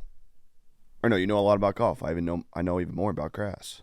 Yeah. I fucked up my last pick. Houston- King Kong ain't got shit on me. Houston, we yeah. have a problem. Houston, we have a problem. King Kong ain't got shit on me. Damn. I didn't Going know. streaking. I didn't know you like to get wet. Yeah.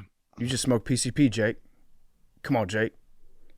I had if you could dodge a wrench, you could dodge a ball. Yeah. Yeah. Head body. I actually think you didn't use the most. Oh fuck! One just popped in my head. Were you gonna Damn say it. urine? What? Dodgeball? Urine? When No. there's like urine. No. That's what I love about these high school girls. Yeah. Get older and they stay the same age, or just all right. Wooderson, yeah. Shit. I also had Smokey. This is not Nom. This is bowling. There are Yep. rules. Yep. And also, well, yeah, that's just like your opinion, man. You're entering a world of pain. Yeah. There's a lot of good ones. This is from what you Big get when you Lebowski. fuck a stranger in the asshole. Yeah. They're Yeah, Big nihilists. Lebowski has a great one. Ass to ass. Yeah. From Requiem for a Dream. Yeah. By the way, I don't know if this was on camera or not. No, I don't think it was. I think it was disc golf, right? We were playing disc golf, and we started to do the Requiem for a Dream music. All right, this is the dramatic, crazy. This the is- dramatic this is- opera we gotta song go. We gotta that end goes this. da da da da da da da da da da da da da da da da. You've heard it in like every dramatic movie, every dramatic commercial. And Hank said, I feel like you guys don't understand satire, even though despite your careers, That like, was so serious when yeah. you said that. There was no way that was satire. What did, I you, knew what did Hank the say? song was from Wet Cream for a Dream. PFT. What did Like, Hank do you think I, I didn't don't know it was think- from Wet Cream for a Dream? Do you think Hank- I think the Are you Celtics- saying Requiem? Requiem? Hank said that the 2009 Boston Celtics made that song famous. Right, which like if you think I was being serious when I said that, I think you were. We're gonna have to check the tapes. Yeah, we'll check the tapes. We'll get to the tapes. We'll go to the tapes. This is a good Mount Rushmore. Looks like I picked the wrong week to quit sniffing glue. Yeah, that's a good one. You ever been in a Turkish prison? That's a good one. Shit. Anything else? You motorboating son of a bitch. Good Mount Rushmore, Hank. Good Mount Rushmore. Not you. Yeah, I thought you would have it's gone not more gonna be Departed. me, you, and Sean. What's the one? What's the? I'm the guy who. When he's like, I'm the guy who does this, and you're the other guy. Who's the bad guy?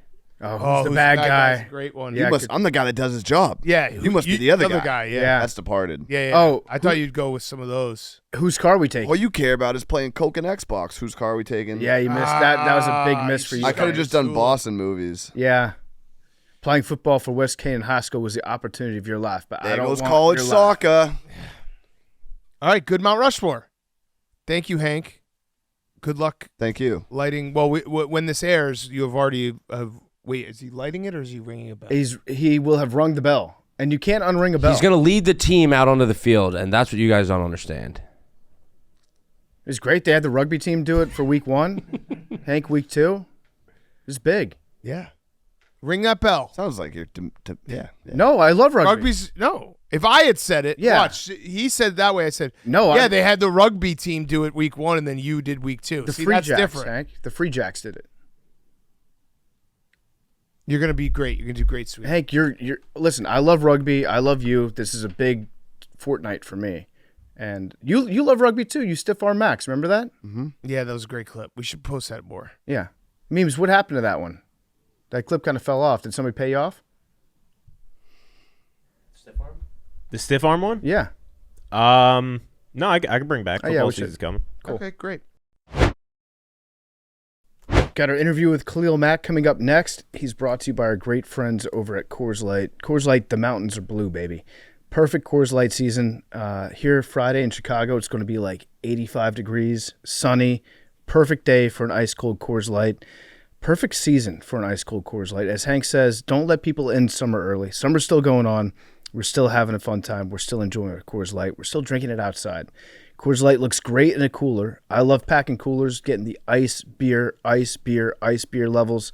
When the mountains turn blue in a cooler, it is sexy. I want to see some cooler pictures this weekend. Send me and Big Cat some cooler pictures of your ice-cold Coors Lights, and we will retweet some of them because we love looking at them. It's awesome to look at. It reminds me it's summer. Let's have a good time with our Coors Light. And we've got rivalries coming up in college football. Choose chill and chill out on the rivalry with the world's most refreshing beer. When you're looking to keep it chill, there's only one beer to choose, Coors Light. Big Cat, what do you think is the best rivalry in college football? Best rivalry in college football. It's got to be UConn-UCF. Yeah, it's a good one. I was going to say San Diego-Dayton. San Diego-Dayton. It's another good one that we always look forward to. Yeah, I'm actually very excited this year. I believe Washington and Washington State play like week 3 or 4. The Apple Cup's early. Yeah, the Apple Cup's early, and Hank's Washington Huskies are. I mean, this is gonna be a revenge game. It's going to be huge. Yeah, it's Pac-12 looking to get revenge. Pick up a 12-pack of Coors Light. Get some Coors Light. It's the beer that you choose when rivalries heat up. So when you're looking to cool things down and enjoy the game, choose chill, reach for Coors Light. Get Coors Light delivered straight to your door with Instacart or GoPuff by going to CoorsLight.com/take. It's CoorsLight.com/take. And now, here's Khalil Mack. Okay, we now welcome on a very, very special guest. It is Los Angeles Chargers, Khalil Mack. Wish he was still a Bear. This is our Grit Week interviews presented by Coors Light. So, Khalil, first of all, thank you for joining us. First question, same question we ask everyone on Grit Week. Yeah. How do you define grit? Oh man, just a badass, tough motherfucker. Willing like to that. do anything to help the team win. Okay, Yeah. that's a good answer. Are Yeah. you a badass, tough motherfucker? I mean, it should be obvious. I shouldn't have to tell you. Yeah. Have Yeah, you? I want it to be obvious with my actions on the field, not just speaking on it. You know what I'm Yeah, I would say you are. A true Yeah. badass motherfucker doesn't have to say they are. Everyone just knows it. saying? I want you to say it for me. Yeah, know what I mean? you are. Yeah, You are a thank true thank badass You can thank redo thank the man. intro if Thank you want. Yeah. We're joined by a very special guest, Khalil Mack, a true badass motherfucker. Yes. Thank yes. you, man. That sounds Thank good, You, thank you, yeah. man. Yeah. That So- sounds cool. So, Khalil, I talked to you a little yesterday. I wish you were still a Bear, but we're excited to have you on. Yeah. I'm happy that you're doing well with the Chargers. You had how many sacks did you have last year? 17 and a half. Jeez, 17 Yeah. and a half. You're Oh, 17, maybe 17. I should have actually introed it differently. Future Hall of Famer. Oh, Have appreciate you it, man. have you thought in your head like the number of sacks you want to get to? Because you're over 100. Yeah. You're getting into that territory where it's like these are some real Yeah. dudes up Yeah, here. yeah. Do you have a number in your head? Definitely don't have a number in my head. The only number I had in my head was the 100. Knowing I can get to that was pretty cool last year. But from now on, it's just going out and playing ball. Yeah. Mm-hmm. And it's crazy that you got to 100 sacks with, for people who don't know your story with football, you only played 1 year of high school football, Yeah, right? yeah. So there's a whole alternate world where you don't get hurt playing basketball in high school Yeah. and you never play football? Low key, yeah. I That's probably would be a crazy. physical trainer or something. Yeah. That's Athletic nuts. trainer, yeah. So it was a knee injury, Yeah, patella. You tore your tendon. patella? Yeah. and then you came back and you became one of the most explosive football players in the world. Yeah, man. Yeah. That's God pretty is cool. good. God is amazing, man. So when you switched to football, Because you were, obviously you were thinking, all right, basketball, I'm going to get a scholarship. You have 1 year of high school football. Were you like, this might be the end for me? Like I have to play out and then hope that something falls in my lap here? Yeah, low key, man. But the first day we put pads on, my head coach at the time in high school, his name is Wadis Ashman. He said after the padded practice, he was like, I might be able to get you a scholarship, man. And Wow. that might be turned into an offer from Liberty University, and then that changed into an offer from University at Buffalo. Yeah. Yeah. So that was first day. He was like, oh, yeah, Yeah. you might be a scholarship guy. Yeah. That's crazy. That's Yeah, awesome. yeah, So yeah. you go from Florida. Yeah. You grow up in Florida, and then you go up to Buffalo. Yeah. We love Buffalo. Buffalo's Yeah, a great I city. love Buffalo great too, people man. up there. But Yeah. the first time you got to really experience the cold in Yeah. Buffalo as a guy from Florida, Yeah. what was that like? Man, it was life changing, man. I think I had my biggest winter coat on the first day of maybe like 50 degrees, and everybody was looking at me like, "Why you got your biggest?" I It's think it's t-shirt called like weather, Burlington Coat Factory. My pops took me to Burlington Coat Factory to get me the big jacket, and I had it on, thinking that was the coldest it was gonna get. But when it got to -10 and 5. It was definitely life changing. Yeah. And at Yeah. Buffalo, you were insane. Yeah. First team All-American in the MAC, which is hard to do. Yeah. At what point in your career at Buffalo could you tell, like, not that the game was easy for you, but you were clearly just so much better than everyone else on the field? Man, I remember the first day of padded practice going against the tight end at the time was a guy named Jesse Rack. I think he was probably like a decorated guy as well in the MAC conference, and I remember whooping him pretty good. Not shout out to Jesse. No offense, but I Jesse's remember just sitting in his whooping house him right now, pretty like, what the good, fuck? and then going against another guy, James Starks, and him instilling that confidence in me, like, man, you can ball, bro. And Yeah. once I heard it from him, and seeing him go on to Green Bay and do what he did his first year in the league and win the Super Bowl and all those different things, it kind of helped my confidence. Yeah. Yeah. And then going to the draft process, I know GMs, they like to get real weird with it. They like to figure out, like, if a guy's mentally tough enough, Yeah. especially if they come from a small school, right? Yeah, like, yeah. maybe all your physical stuff is out there and they measure it and they're like, yeah, it fits the profile. Yeah. But when they're talking to you, were they trying to fuck with you a little bit, like knock you off balance in the interviews?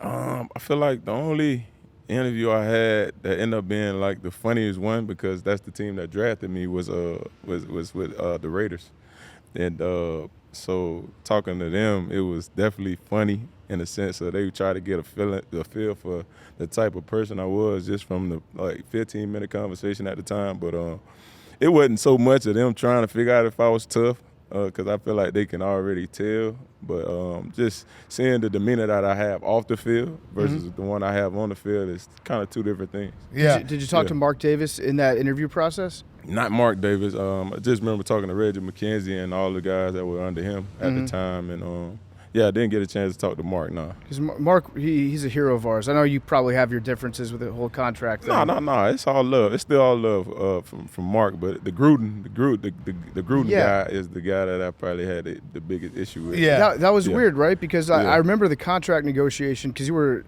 first team All-Pro, and was it Oakland at the time, or was it Vegas? Man, I really can't remember. What year was it? Maybe was it 18? 2018. Yeah, I think you were that always was on it. Oakland. So I was They with the didn't Bears. move I was you. with Yeah. the Bears in 18. Yeah. Yeah, so I know you had your differences with the organization, but Gruden was coming in, and it felt like that contract negotiation just kept getting dragged out. And Yeah. it's like, when is this going to happen? Is it going to happen?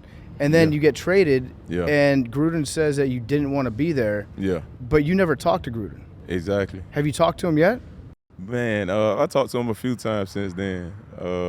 A few supposed to be private conversations, but one of them was, "Oh, you motherfuckers won. You motherfuckers won the trade or whatever at the time." And I knew we were going to play Oakland that next year after that year in 18 with the Bears. I think we was going to play them in London. He was like, "I'm going to send the house at your ass whenever we play." And that motherfucker, he really did. So, Yeah. It was funny. It was funny just interacting with him over the phone and kind of squashing the beef, but not really. Yeah. Because it's always going to be that same that same feeling every time I see those colors on the other side. Yeah, use it to motivate you. I Yeah. had another question about your draft process. How much do you think your helmet, your face mask, helped you get drafted so high? Because that was the coolest face mask ever, the one you wore at Buffalo. Yeah, man, I wanted you to look wear like Bane. Yeah, I wanted to wear it in the league. I thought Ray Lewis probably wore it maybe the year before. Yeah. 2 years or 3 years before. Maybe I know Suggs, Justin too. Tucker was wearing it, and then they changed the rules soon as I got to the league, and so maybe that did help. Yeah. yeah. That was the coolest thing ever. Yeah. I also read a story. I wonder if you remember this. I read a story that you were so dominant in practice at Buffalo that they would make you line up like 5 yards off of the line because they were like No, the that ain't- offense can't get their plays off. No, that ain't true. Okay, man. they That never ain't did true. that? That's funny, man. Okay, That- and then the whoever- other one, the other story I read, which was crazy, I guess there was a pass rush where you one arm hit the tackle Yeah. and he was falling into the quarterback Yeah. and then you grabbed the tackle and basically picked him back up so he didn't fall into the quarterback. Man, I think I'm still doing that shit, bro. It's great. Yeah. They said they watched it after, like, what the hell? Just like the quarterback, the story I read, the Yeah. quarterback watched it after and was like, Khalil Mack Yeah. saved my life. Because Yeah. you basically threw him up in the air, Yeah. and then as he was falling, you grabbed him and pulled it's him some back. quarterbacks that's been on the wrong end of that. I think I called Eli. I wasn't trying to do it, but it just so happened that happened that way. I think Eli was the only guy I probably got like that. Just throwing someone else Throwing- into him. Yeah, well, yeah. Well, your best maybe move- him and Kirk Cousins, maybe. Yeah, that's Yeah. those two check out for Yeah. guys that Yeah, would yeah, get yeah. sacked like that. Your best sack of all time was when you sacked Aaron Rodgers with your ass. Yeah, That was awesome. It was the ass sack. that was It's great. And supposed you to be forced the a back. fumble, It's supposed right? to be- I thought they called it the back sack. No, not the back that sack. ass up. Yeah, was that the week one game? It was a great sack. No, I 'Cause- don't think it was week one. The week one game sucked. That one when I they think it was came the back. NFC when we clinched the NFC. Yeah, at the end of the NFC season. North. Yeah. Yeah, end of the season. Yeah. But in the play, you can watch it back and you realize, oh, I'm not going to be able to turn around. I'm just going to stick my ass, and your ass forced the fumble. Man, you talking about ass. I mean, it's true. I knew he was somewhere back there. I was trying to grab at the ball. Mm-hmm. And so yeah, whatever. By any means, I was trying to get that motherfucker, man. Yeah. yeah. I do have to bring up a bad memory, the double doink, but I want to talk about the 2018 Bears because that defense was so much Yeah. fun to watch. Yeah, man. At what point in the season were you like, this is a different, like, because I thought, if Yeah. you beat the Eagles, like, Yeah. the sky's the limit with the way the defense Yeah, was playing. yeah, man. Yep.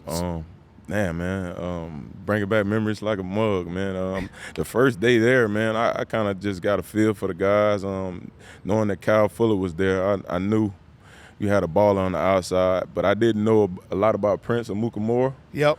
But sitting down talking with him and then figuring out that he can press off the line and all these different things. And I didn't even know this young guy, Eddie Jackson, was in the back end, ready to catch the ball and score at any moment. Yep. Along Hicks. Yeah, along with Amos and Hicks, and then you got two guys, a guy that just got drafted in Roquan Smith at the time, and Danny Trevathan in the middle. Yep. And then Akeem and Eddie Goldman and Leonard Floyd on the outside. So it was like I didn't know I was coming into this because I really didn't know a lot about the Bears organization before I went. I think I made a joke and said I met like the whole McCaskey family and had no clue who was who. Yeah. It was like a real like big shock in the culture of like just seeing how big that family was and how much that team meant to the city of Chicago. Yeah. And that double doink, how long did it take you to? Man, People still just like spam it in my replies on Twitter all the time. I'm a bit delusional because it's like at the time I was thinking, man, it won't be so bad. We can keep this group together. Yeah. We can come back next year and have another shot. Yeah. And that's what I immediately fixed my mind to. But as time goes on, you feel it more, and just the understanding of that was a rare opportunity right there, man, to really do what I want to do before I hang them up. Yeah. is Do you win think it a was Super maybe a Bowl. mistake the next season started with Matt Nagy doing ending every practice with kickers kicking from that spot? Oh man, I don't know that. I didn't even know that. Yeah. Yeah, he tried to like exercise the demon. That was Yeah. not We're good. gonna. All that does, it just puts it right back in your head. But, Yeah. I mean, it is a crazy play. Yeah, it's- Double doink. And you That guys was- were so good. Like Yeah. I know that I'm obviously very biased, and everyone laughs at the Bears and we're a joke and all that stuff. But that team was playing. Like I remember the game that I think about in that season Yeah. was when the Rams, who end up going to the Yeah, Super Bowl yeah, that year, yeah. come with their offense to Soldier Field, Yeah. and I think you guys didn't even let them score a touchdown. Just No. absolutely Yeah. demolished them, and I Yeah. was like, this is different. Yeah, man. Nah, that was a special group, man. And also with Coach Vic Fangio, man, just the mastermind behind him as a whole, and him understanding the players that he had and making sure before the week we were prepared and knew what we were gonna do, and everything was just gonna be. We expected to dominate the teams that we went against, and so yeah, man. Shouts out to them, man. Yeah. I definitely miss that group. Yeah, do you miss bare weather at all?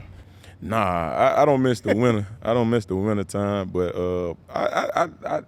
I miss like the fall seasons and all those different things, man. Chicago is a beautiful city, man. I moved from Glencoe down to like what they call that, the Golden Gold Coast, yeah. Triangle. Yeah. right Oh yeah, there. yeah. Gold Viagra Coast, yeah. Triangle or the Gold Coast? You know what I'm talking Viagra about. Triangle, the yeah. Viagra, yeah, you know. Hey, but yeah, I'm it's still a little young city. for that. I gotta wait till my dick It's a- stops working. Well, wait, sometimes See, I didn't even know we could talk like this. No. We can talk like this. yeah, we talk whatever Yeah, you yeah. want. Yeah. Oh yeah. okay. Yeah, Hell okay, yeah. yeah. okay, Any okay. questions about her dick?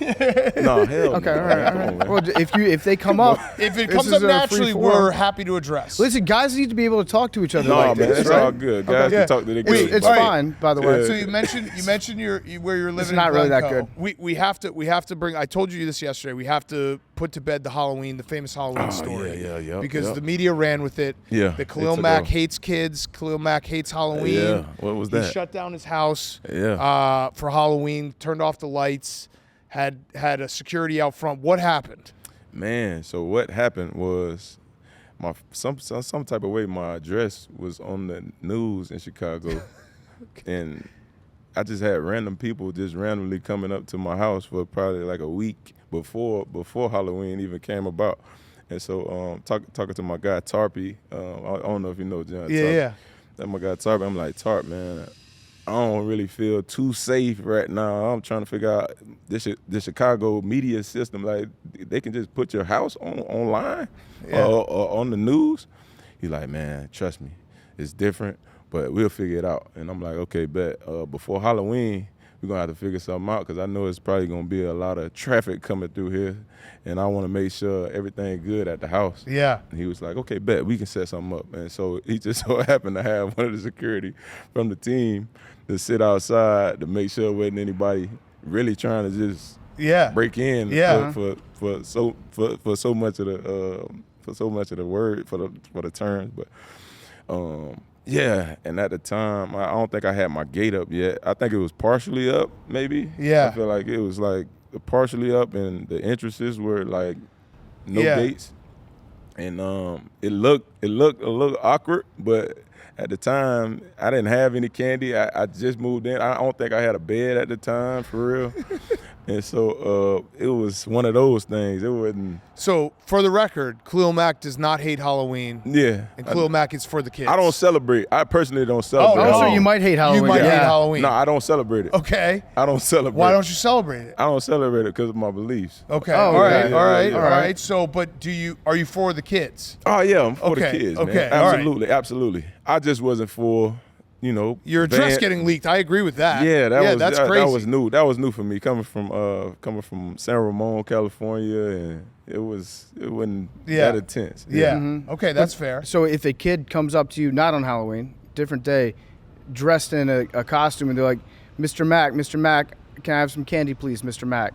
Would you give that child candy? You have a bag. You have a full Do candy I in got your a full, pocket. absolutely. Okay. Okay. All right, Absolutely. good, Absolutely. good. Absolutely. Good. Y'all seen y'all Halloween guys? Yeah. Oh yeah. I like candy. You like candy? Yeah. Yeah. What kind of candy you like? I All like of it. so my favorites are like Sour Patch Kids. oh, Sour Patch. I like That's my Three wife's favorite. Musketeers a lot. I like Twix. I like Reese's peanut butter cups. We saw too. I like we Reese's saw too. down in, I think it was a linebacker's room. There's just 2 boxes full of candy. They said that wasn't yours though. No. Does Coach Ben Herbert know about that? Man, I hope not. Yeah, I hope he'll not. kick your ass. I hope not. I think I seen a picture of you doing the neck. Yeah. Yeah, how strong was your neck when did he test your neck? Oh man, he tested your neck? Yeah, he tested our necks. What test did he do? He put us through a neck workout. Yeah, he pushed on our head. He put his hand on the back of my head and then gave me a neck workout. Do you think he's made you harder to break? I mean, that's literally what he did. Yeah. No, the pictures weren't great for us. They were not great. But my neck is so sore this morning. Yeah. My neck is very sore. My jaw, too, for some I was reason. working hard. Real hard. That's a different thing, though. That's unrelated. Do you think he's made you harder to break? Man, absolutely, man. Coach Herb, man, he's smart dude, intense. Yeah. You know, he try to, he come off as intimidating to some people, but I like that energy, man. Yeah. It almost come off like one of the fullbacks that's a little throw it off in the head. Yeah. That's gonna try to knock your head off. Yeah, he a good dude, man, and he understands the body, man. Wait, so what position group is the craziest on a football team? Like, what room is like, don't fuck with those guys?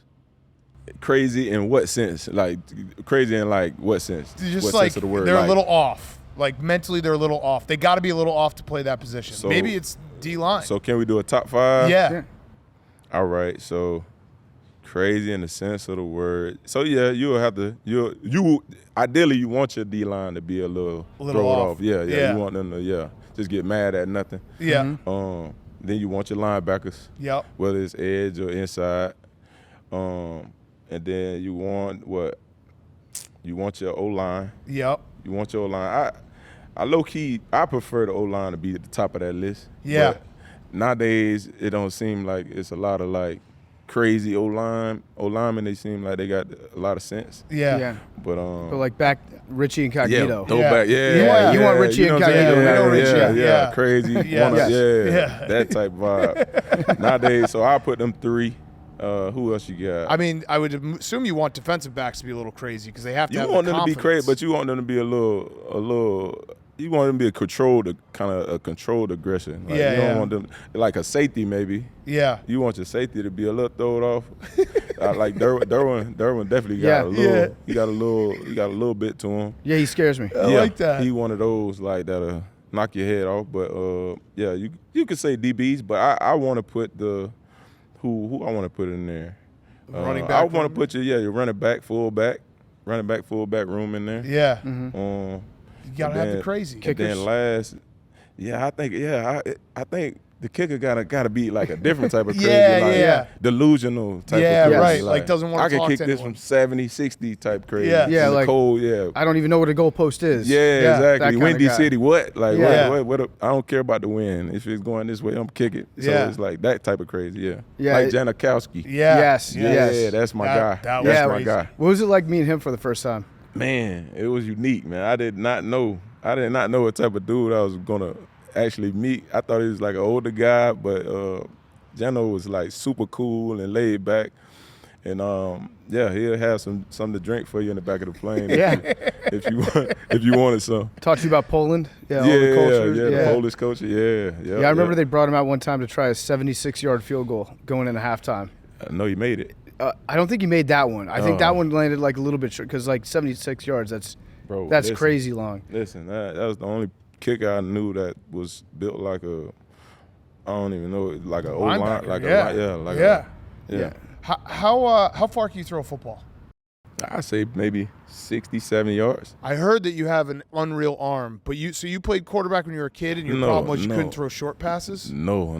That's fake. Yeah, that's fake. Yeah, I don't know what that's. You That's had what- good that touch? Was, that's what I I read. could throw a decent ball. But, I mean, 67 yards, that's pretty good. Like, why aren't we using you in okay. trick plays? I mean, we had a play in Chicago, man. I don't think we had a chance to run it. It was like Santa's rain did. I think that was for Keem. It was something like with a Christmas vibe with Nagy. Okay. But we never got a chance to run it. It's almost like the Derrick Henry play. Okay. So you were gonna get the ball. You were gonna get You're gonna the get ball it handed off and throw it. Yeah, jump and throw it. Yeah, That would have been awesome. yeah. Matt Nagy was like looking down his play sheet. It said BU, and he was like, I can't call the fun play. I need that. That's not me. I need that play. No, he definitely will call him. But later on we went in situations where we can play around too much. Yeah. Tell Coach Harbaugh put something in for you. I mean, I would hope so. But Yeah. I feel like he would do it. So you just get to like know him, obviously, because he's still a relatively new relationship with you guys here. We love Coach Harbaugh. Yeah. He's like a brutally honest guy. Oh yeah. And he's a football guy through and through. Yeah. So I imagine that the two of you kind of get along. As a veteran, it seems like that's the kind of guy that you could identify, or not identify, but be like, I respect this guy because I've been around the business long enough to know that you want a guy that will give me bad news or tell me I'm not doing something right and be direct with me. Absolutely, man. Yeah. Absolutely. And that's from top to bottom, man. You could tell whenever he speaks in front of the team, it's like he's going to, whatever is on that paper for him to talk about, he's not going to hold back from it. Whether somebody's late or somebody ain't doing whatever they're supposed to do, he's gonna let it be known, and that's the directness, and that's the footballness of who he is. Yeah. He always says the human body craves contact, which I think is true. Yeah. But maybe not like as a veteran. Maybe you get back to training camp and you're like, I don't really miss training camp, right? Yeah. I mean, for the lack of the meetings, but the game, the love of the game, man. I love coming out on the practice field, but the talking about football all day. And putting it in terms and all that, it's like, I can do without that part. Let me do the fun part. We go play on Sundays. Yeah. So we had Dallas Goedert on last year, tight end for the Eagles, and he played at a small school, not like Buffalo. Buffalo's plays in a real conference. They played North Dakota. I appreciate that. That was my first time hearing that. Something like that, yeah. And he told a story about how when he was playing against these guys, like he would go out and the DBs would be like, can you take it easy on us because you're that much bigger and stronger? Did you ever have a moment like that in the MAC where maybe not take it easy on us, but it's like the guy you're beating up the guys so bad they're just like, this I'm going to be an accountant next year. I don't want to play against you anymore. Man, I had a weird moment. I wouldn't say it was to that extent. It was definitely like a moment of like, what the fuck this dude just say? Yeah. But it was my University of Ohio. Or Miami of Ohio, No, it's Ohio University. Ohio University, yeah. Yeah. The Bobcats, yeah. Yeah. And so it was maybe like a guard or a tackle. It's like, man, can we take a picture after the game? And I feel like it might be like the second quarter at the time. I'm like, what's going on? He's trying to kill your kindness. Yeah, it's like, that's weird. Yeah. That was a weird moment, but other than that, I don't think I had too many. Yeah, so but it had to feel at extent. times just like no one can stop me. Oh man, that was my mindset. That's been my mindset my whole career, man. Be a grown man amongst boys. Yeah. Yeah. Me too. Yeah. Me too. So is it still that way? Like, are there times when the game feels easy to you? Man, last year, man, it got a lot easier. Just switching my mindset, being around guys like Joey and my coach at the time, Giff Smith. Just learning new things, learning new nuances and things to put into my game. It simplified it that much more, and that's where I feel like you can always get better. Either you're getting better or you're getting worse. Yeah. So we might be dumb because we watch the games on a couch on Sundays, which we watch all the games at the same time, which is hard to do. Yeah. You've never done that before. We do it every week, but we sit there, we watch, and then we come up with these theories. And we were watching the Chargers last year. And Brandon Staley, obviously, he liked to mix it up on fourth down on offense a lot. And at times we were like, I don't know that I would like playing defense, even though he's a defensive coach. Yeah. I don't know that I'd like playing defense in that system because you never know when you're going to get back out on the field. Like, you don't get that much time to rest. Was that a conversation that you guys had with Coach, which is like, let us take a break sometimes? That's where the crazy and the delusion come in because it was like, man, I'm riding with you, Coach. Whatever you decide, you know what I'm saying? I know the offense is going to convert on fourth down. And if they don't, it's another chance for us to go out there and kick their ass. That's always been my mindset. Whether they turn the ball over, bet. It's another opportunity to go out there and kick their ass. Yeah. And so that's where the delusion turns on when you're on the field. That's where we're wired different. Mm-hmm. Future Hall of Fame NFL players, where we watch and we're like, dude, we just want to rest. Like, and if you're gonna make me go out there, don't send me back out on the 35-yard. I'm gonna give up a touchdown. Yeah.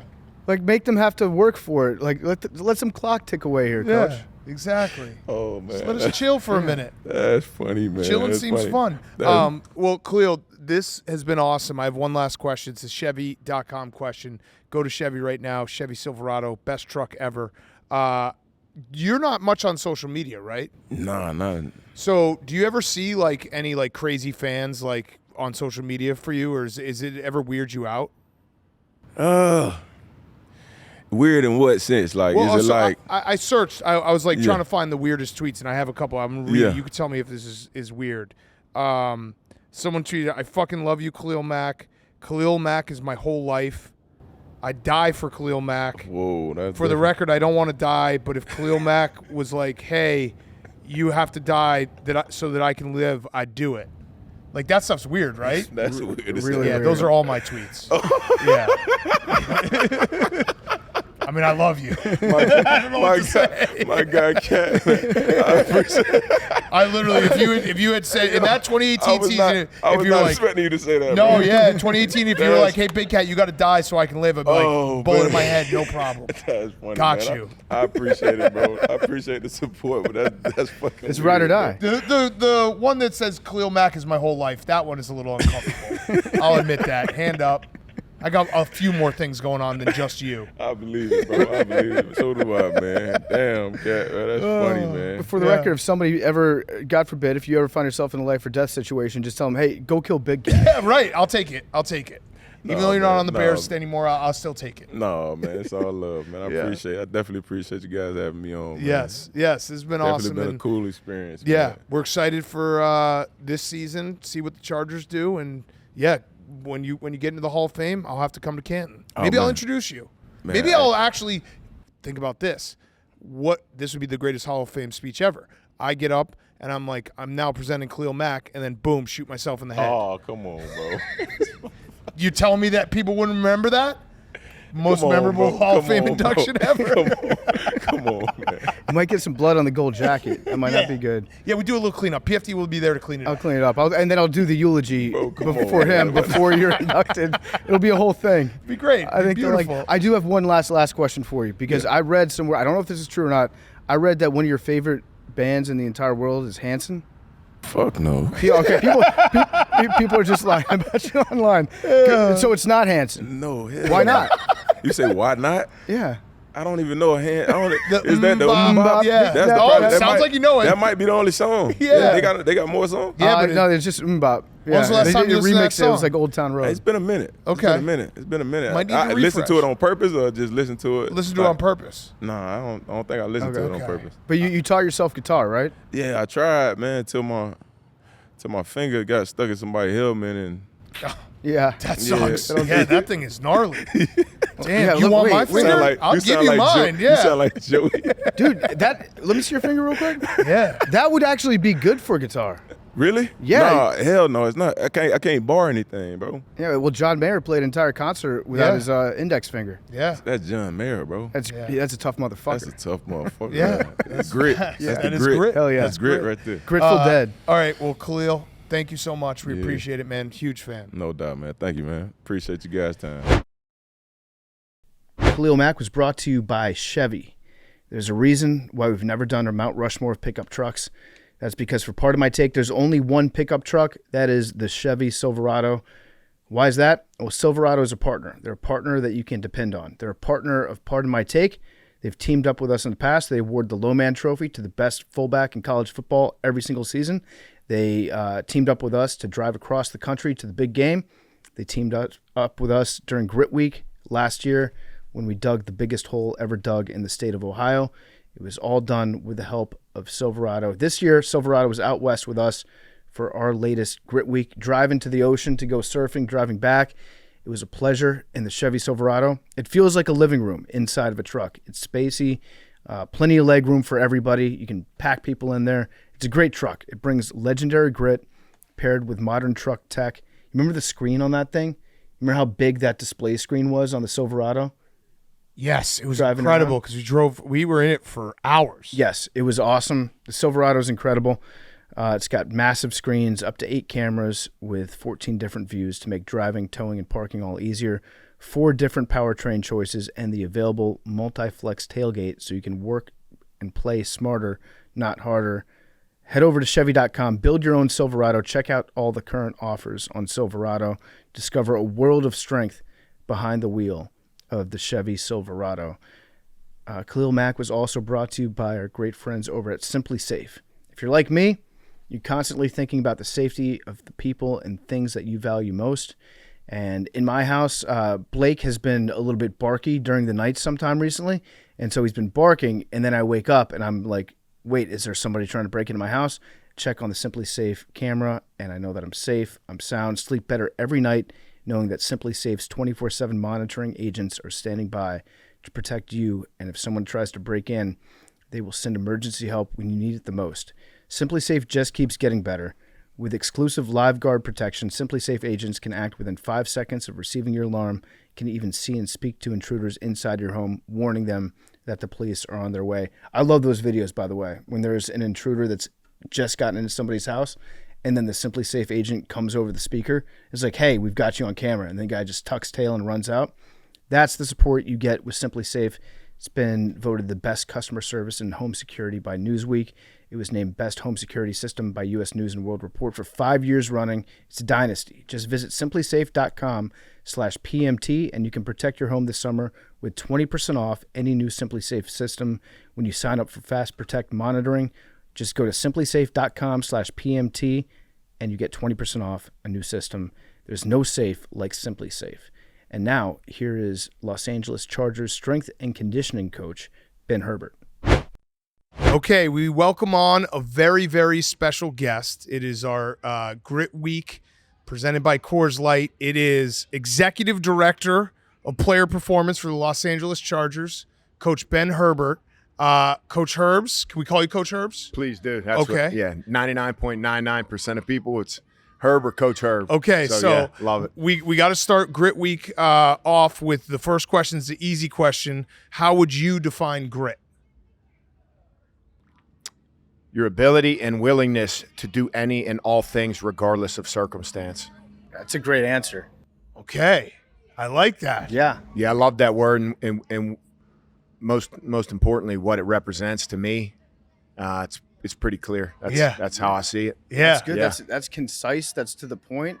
Makes sense. How do you instill grit in somebody? Or is it something that you have?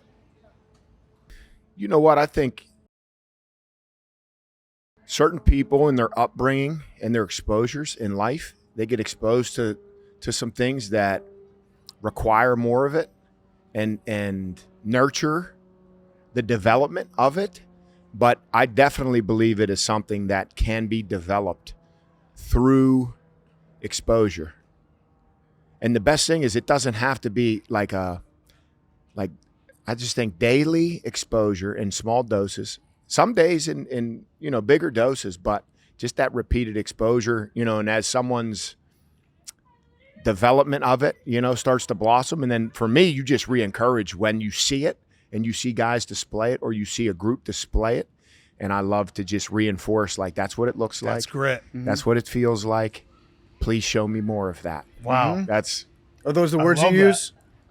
yeah, along those lines. Yeah. So I got to say, I was doing a little research for this interview, and I watched a clip of Coach Harbaugh talking about the first time he met you, and how he had to avert his gaze because you locked in and saw through his soul.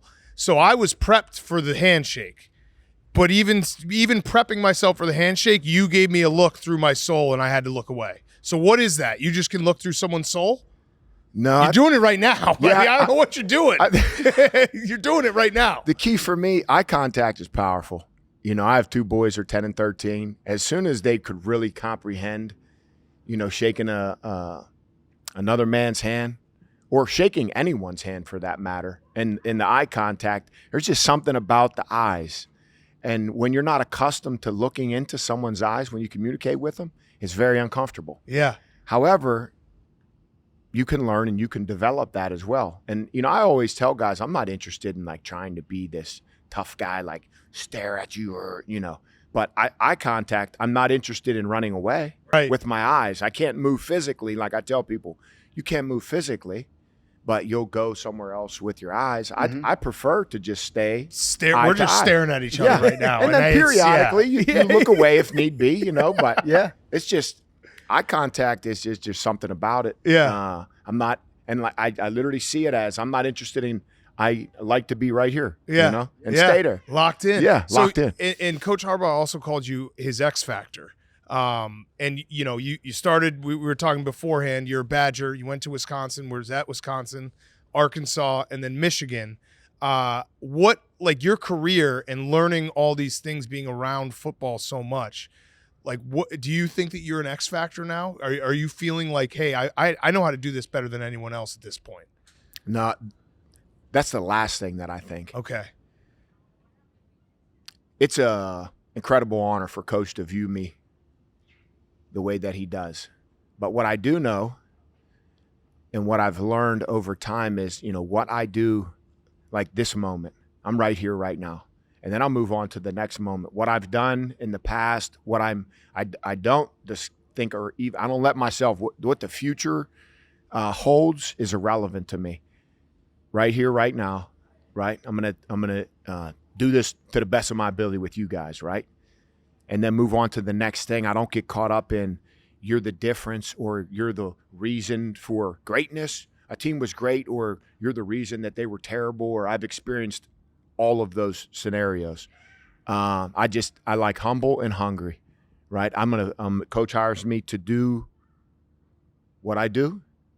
And it's my responsibility to really just keep up with him. Yeah. He's the tone setter. He's the tip of the spear. It's easy to respect a guy that conducts his business the way he does, and that inspires me to just be sharp every day. Yeah. Yeah, I knew you were the real deal when I was looking into like Big Cat, do some research before we sat down. I looked at your social media, and it still lists you as the strength and conditioning coach of the University of Michigan. And from that moment, I was like, that's a guy that's locked in on his job. That's like, I don't care about social media. Forget that nonsense. I'm right here, right now. I don't think that you've tweeted since like 2017. But again, that's the kind of guy that I want strengthening and conditioning my players. Have you thought about changing it? No. Yeah. I haven't. To be honest, I got in when I went from Wisconsin. We went back to back Big Ten championships.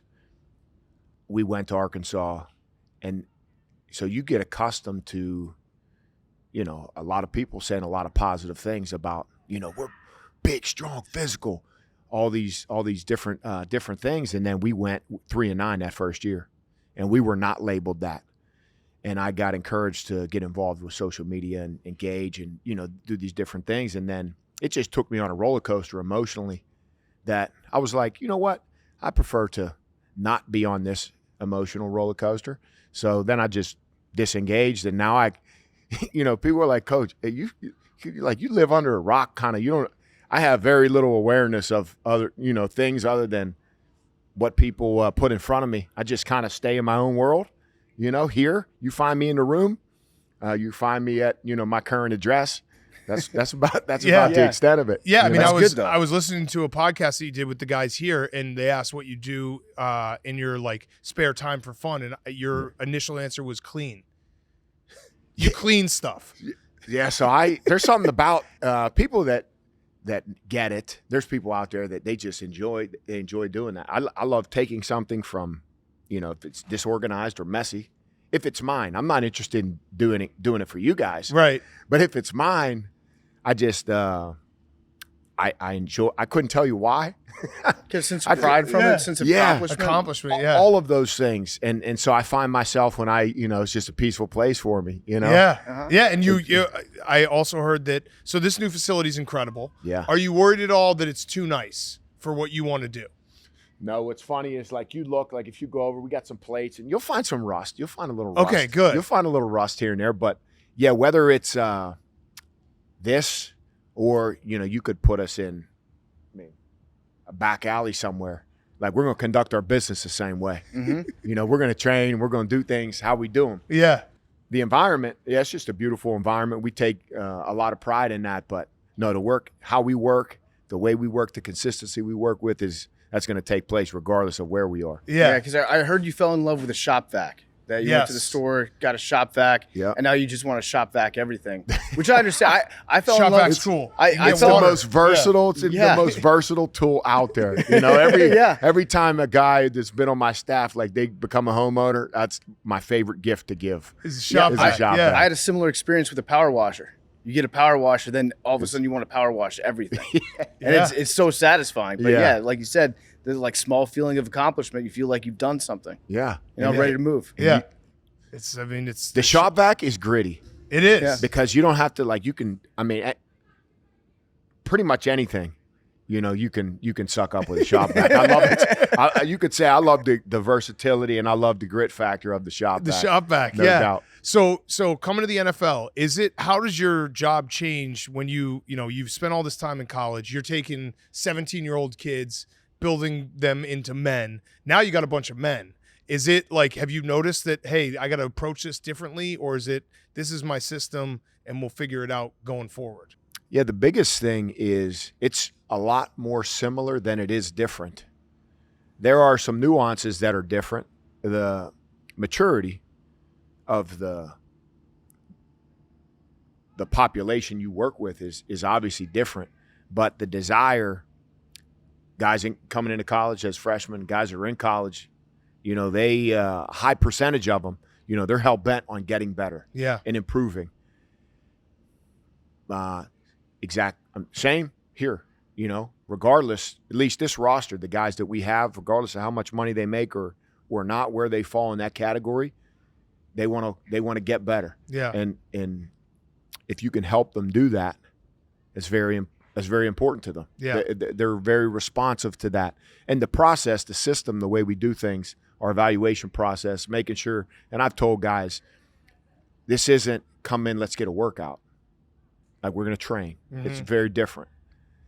And so training is very intentional, what we're going to do, why we're going to do it, and being able to build that rapport and that relationship with these guys is of the utmost importance because they've been doing it.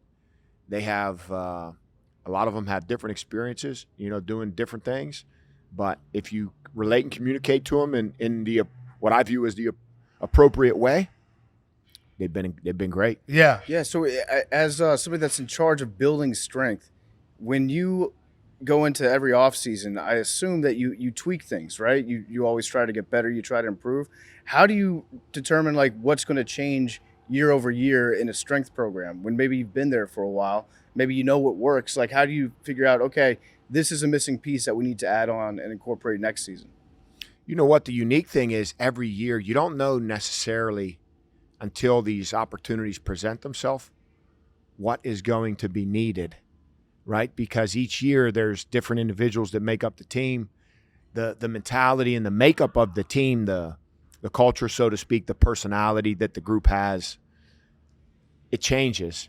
And so if you're going to say, how are we going to improve the capability of the 4 rotator cuff muscles in the shoulder? There's a specific cuff sequence that we do. It's what we do. Where there's the most versatility is things that involve consistency, things that involve mentality, because there's certain things that certain individuals need and certain teams need that other teams didn't. Yeah. Right? And then it's always figuring out, you know, what range of motion and tissue and joint, you know, flexibility, mobility, strength and power, movement traits. That stuff's relatively easy. It's the things, those are all objective. We measure, we test, we measure, we test, right? The guys all have that data, but it's these other factors that play a significant role. The mentality, we talk about grit, consistency, all of these things play a significant role. And those are the things that change, because when you have a group or a team that has that, you don't need as much of it, right? Things to help with that. Yeah. And you have some teams that don't have that. Hey, coach, what do we got today? Stop asking me that. Why do you care what we have? Right? Right. It doesn't matter what we have. The only thing that matters is how you're going to do what we have. Right. You know, so these type of, that's what one big cue. They start asking, like, what's the schedule? What are we doing? They want to know. oh, so you can prepare yourself for what's to come. Right. And then I'll tell them I'll just make up just some random sequence that they, oh, okay, cool, sounds good. And then it's not that. In fact, it's the exact opposite. Right. Yeah. And then you can completely desensitize them. to Right. it. And that's one of the Because that is a very natural thing when you're like, I'm about to do something that sucks. I want to know how bad it's going to suck. And then you can prepare yourself like, all right, I got to go hard here. I got to go a little softer here. Got to go. That's smart that you keep them on their toes. You in your introductory press conference here, I loved it. You said that we're not building strength. We're making them harder to break. How do you make someone harder to break? Could you make us harder to break?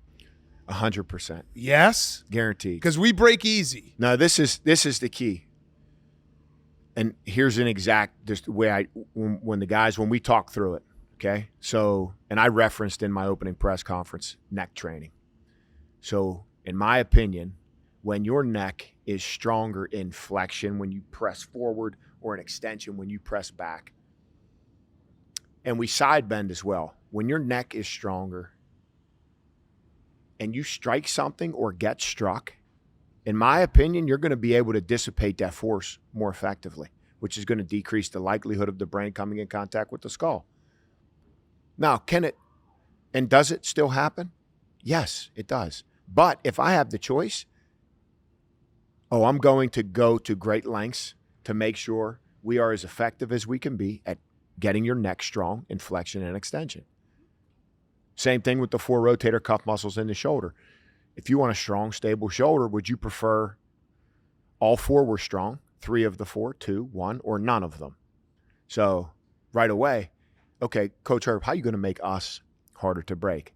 I'll take you in. I'll literally show you a neck sequence, teach it to you, let you feel it, take you through a 4-part cuff sequence. You guys could do those things easily, and you could do them multiple times a week. And then you could be in a multiple different situations where that could benefit you, right? And for the guys, things happen.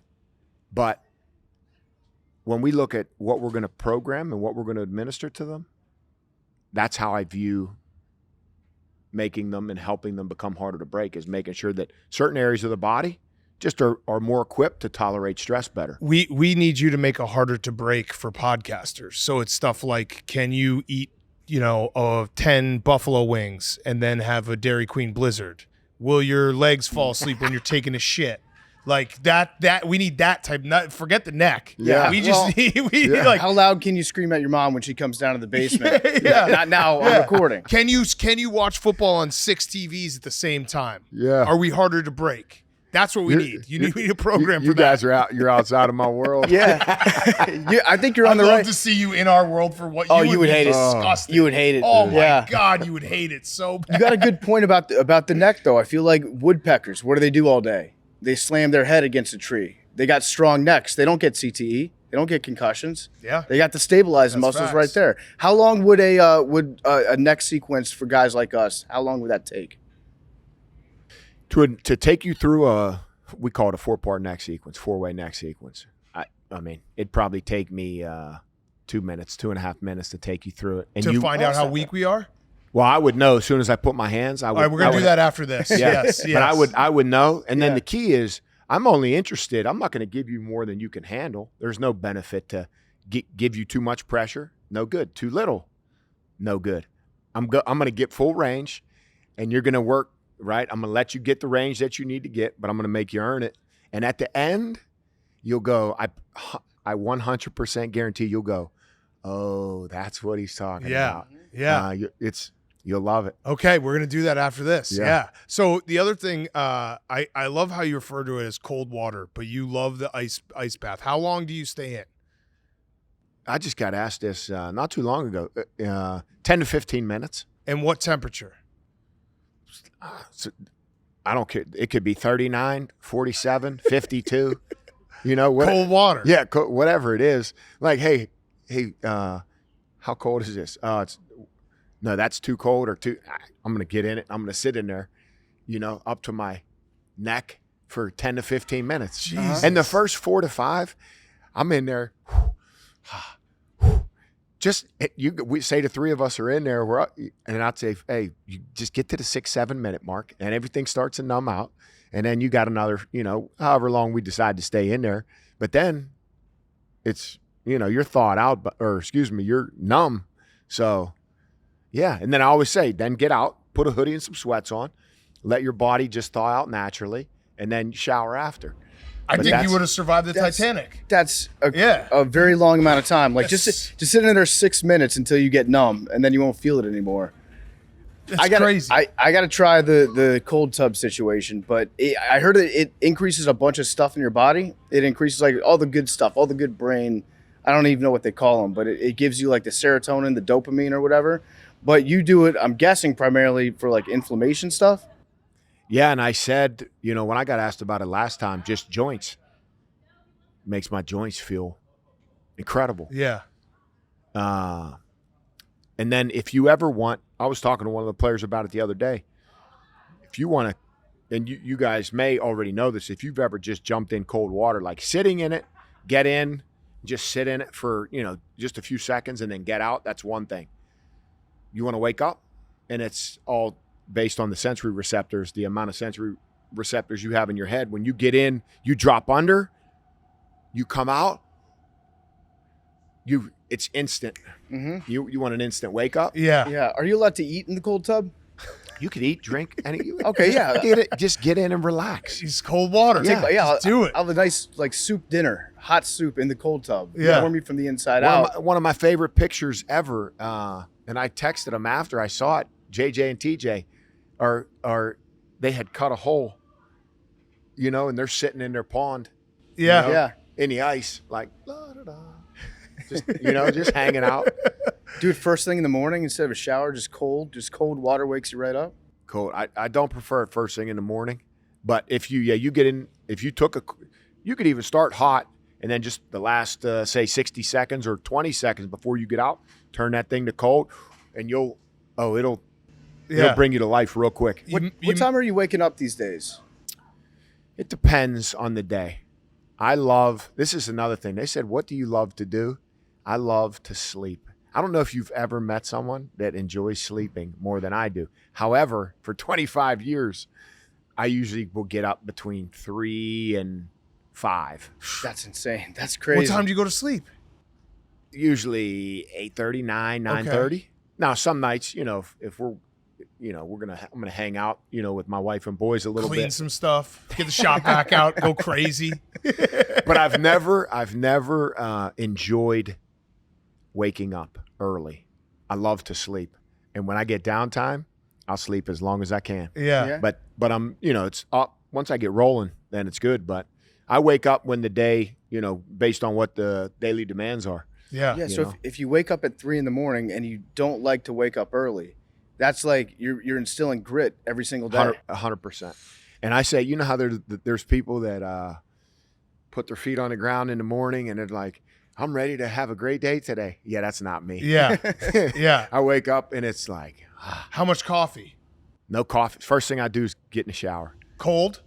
Hot to start, and then I'll usually finish, not always, but I'll finish with a, 10 to 15 second little cold burst. Yeah, wake you up. Yeah. So what do you do between the hours of like 3:30 and 6 or 6:30 when everyone else gets to work? Well, so it depends on what the day brings. What time, if we have a staff meeting or what time we're going to train. Usually because of classes in college, you have early morning training session or multiple because of the class demands. Here it's different, but whatever it may be that needs to be done, that's what we're doing. Yeah. So when you're watching your team out there, do you get extra pride out of like watching them run the football? Like I'm thinking it's even incredible. Michigan versus Penn State this year. Incredible. One pass in the second half. Is that just the pinnacle for you, watching them just absolutely beat down another team physically? There's no better feeling. It's incredible. And I would prefer like those type of scenarios. It's incredible. And I learned it at Wisconsin. Yeah. When I got there as a player and what we took pride in doing. And then it really became instilled in me to run and pound a rock Yeah, it's amazing. Take the will of the other team. Yeah, Yeah. it was, and to do it, like we did it this year, especially that Penn State game. Yeah. It was no better feeling. Yeah, I mean, I feel like that's a match made in heaven with Harbaugh because he has famous times. I think there was the Stanford, was it Stanford versus Oklahoma State in a bowl game, and he ran the same run play like 13 times in a row down the field. It's just like you can't stop it. That has to be the best. That's like the peak of just like man football. Yeah, as I see it, I love it. Yeah. It's great, and there's nothing you can do to stop it. Has that ever happened against a team that you've been associated with? Where it was happening to To me. you, yeah. Yes. Yeah, Wisconsin versus Michigan in 2019, maybe in Camp Randall. That was a big one. Yes. Yeah. That did we not ran feel, the ball that did down not your feel throat. good. Yeah. That did not feel good. Yeah. Yeah. Those what I take from those, it makes you feel certain. What it does is it inspires you to get back to work. And that's why I say humble. I've been on both sides of it, and I prefer. Fortunately, I've been on the good side a lot more than the bad side. But I know how both sides feel. Yeah. Yeah. you know? I noticed that one of your favorite pieces of workout equipment is just big tires. You buy a lot of big tires. What is it about tires? Like tire flipping, tire pulling? What is it about tires that make them such a great piece of workout equipment? So it used to be the tire, and I had the most insane collection of tires. We named them. We had the most insane collection of tires. I mean, 15 different sizes and shapes. Now we have finisher flip sleds. The beauty of the finisher flip sled is the position that it puts the guys, their lower back in, and you don't have to grab it here. You can grab it in this way, and it stresses the bicep differently. So posturally, it puts them in a better position. But your ability to get triple extension and to develop strength and power, that is my new. Yeah. It's similar to a tire flip, but I wouldn't even disrespect the flip sled by saying it's its own beast, and it's one of, if not my favorite tools. That thing is insane. That's another thing you guys, I'll teach you how to use the finisher flip sled. Yeah. Incredible tool. Yeah. So how would you go about naming your tires? Kind of glossed over that one. Yeah. You know what? Just my staff, we would just look at the tire, and that looks like, and we would just throw names out there, and then you know what I mean, bat around. No, and we literally we would just go down the line and really just banter back and forth about what we thought would be the best name. Just dudes naming tires. Yeah, what's it look like, and then that's what we would go with. What about having the plates, everything perfect? What's that about? Where you said that in your introductory press conference, every plate is going to be exactly where it needs to be, nothing just like laying around. Is that just a mentality of you got to take care of your surroundings? It's just how it's that. It's also just how we practice attention to detail. And sometimes people don't, it's not going to directly correlate and guarantee you're going to be successful. But what it is an effective tool to me is practicing your attention to detail. You want your footwork to be a certain way. You want, when you strike something, right? All these things in your game, there's so many different details that matter. It's just how we practice attention to detail. I just little cues that I'll use. One, I take tremendous pride in the space. Yeah. And I like things neat and clean. So that just is what it is. But in terms of how we train, when I teach you guys, when we do the neck, or I teach you posturally, I'm not going to put your lower back in a bad position or allow you to do it in a way that's going to hurt you. Right. Right. So these details and how you execute all of these things are paramount, because if you're not sound technically, in my opinion, then you increase the likelihood of injury in a training environment. So it's just the detail. Yeah. And then how do we practice it? And that's just that goes hand in hand with just the respect we have for the space too. Yeah. Do the little things right, the big things take care of themselves, that sort of thing. Along those lines. Yeah. So who is you've coached a lot of really strong players, and they've become strong as you've coached them. Who's the strongest guy you've ever worked with? The key is strongest in what? Because, so if you said Turkish get up, if you guys know what a Turkish get up is, okay. And I describe that to the guys as it's a movement that challenges and stimulates the body from the tip of the finger when your arm's extended, from the tip of your finger to the tip of your toes. It's holding a bar and being It down can be a and then, dumbbell. It can be a bar. and standing up with it over your head, right? Standing up with it and then coming down with it as well. Yep. Chris Jenkins, D-tackle at Michigan, did it with a 170-pound dumbbell. And it was silky smooth. I mean, it was incredible. You can see when a guy's out of control and you can see when he's rock solid. Aiden Hutchinson did it he had a bar and he had 45-pound plates on each side with no collar, because if the wrist, it's doing it with a 2.5 on each side is one thing. Okay, if the plate slides off, if it's not perfectly stable, if the plate slides off, big deal. They can still stabilize it. If a 45-pound plate slides off one end, the other side, it's going the wrong way quickly. So the demand, I don't like things that are high reward and high risk. My favorite things are things that are high reward, low to no risk. However, there's a sliding scale with every movement I choose for the guys. But when Hutch was getting ready to do that, he literally started with a bar, then a bar and 2.5s on each side, 5s, and he worked his way up. I knew that if I captured that, it would just give him, it's another feather in his cap of what a freak show he was and what a freak show he is. Chris Jenkins, Mozzie Smith, he took 325. I mean, he hit it for 20 reps. He went up the plyo stairs. We had Kenneth Grant, 360-pound, the D-tackle that ran down that back from Penn State. Mm-hmm. He went up we had plyo stairs at Michigan. He went up at 360 pounds. He went up those in like 2.79 seconds. Lower body, Travis Frederick played center for us at Wisconsin. Incredible. And you could go on down the line, the things that you see guys do over the years. Yeah. But those are some of them. Yeah. Did you a couple of Wisconsin questions. One, the TCU Rose Bowl game, was there any talk afterwards we should have run John Claymore? That one hurt. Yeah, that one hurt. That one hurt. That I one was hurt. sitting right in the sideline where the 2-point conversion failed. Yeah. That was bad. John Clay was a beast in that Beast. second half. Yeah, beast. You know what? I can't remember what the post-game, conversations were or weren't, but yeah, I mean, when we gave him the ball, Yeah. it usually worked out well Just for us. truck people. Then Russ did spike the ball in time, you'd agree, against Oregon. In my opinion. Yes, okay. Yeah. And then was there any talk when you left Wisconsin for Arkansas? Was there any conversation about like we're running out of Watt brothers and there's no more coming? we gotta get out of here before Well, yeah, we run you know out. what? I had JJ, I had Derek, and over the years, I see TJ here and there. Unfortunately, never got to coach him, but yeah, then he came after I had left, and then you wish there was. Just keep going. You thought for a while there was like every year there's gonna be another Watt brother. We're good. No doubt. Yeah. Talk to mom and dad like, hey, maybe get back in the bedroom one last time for me.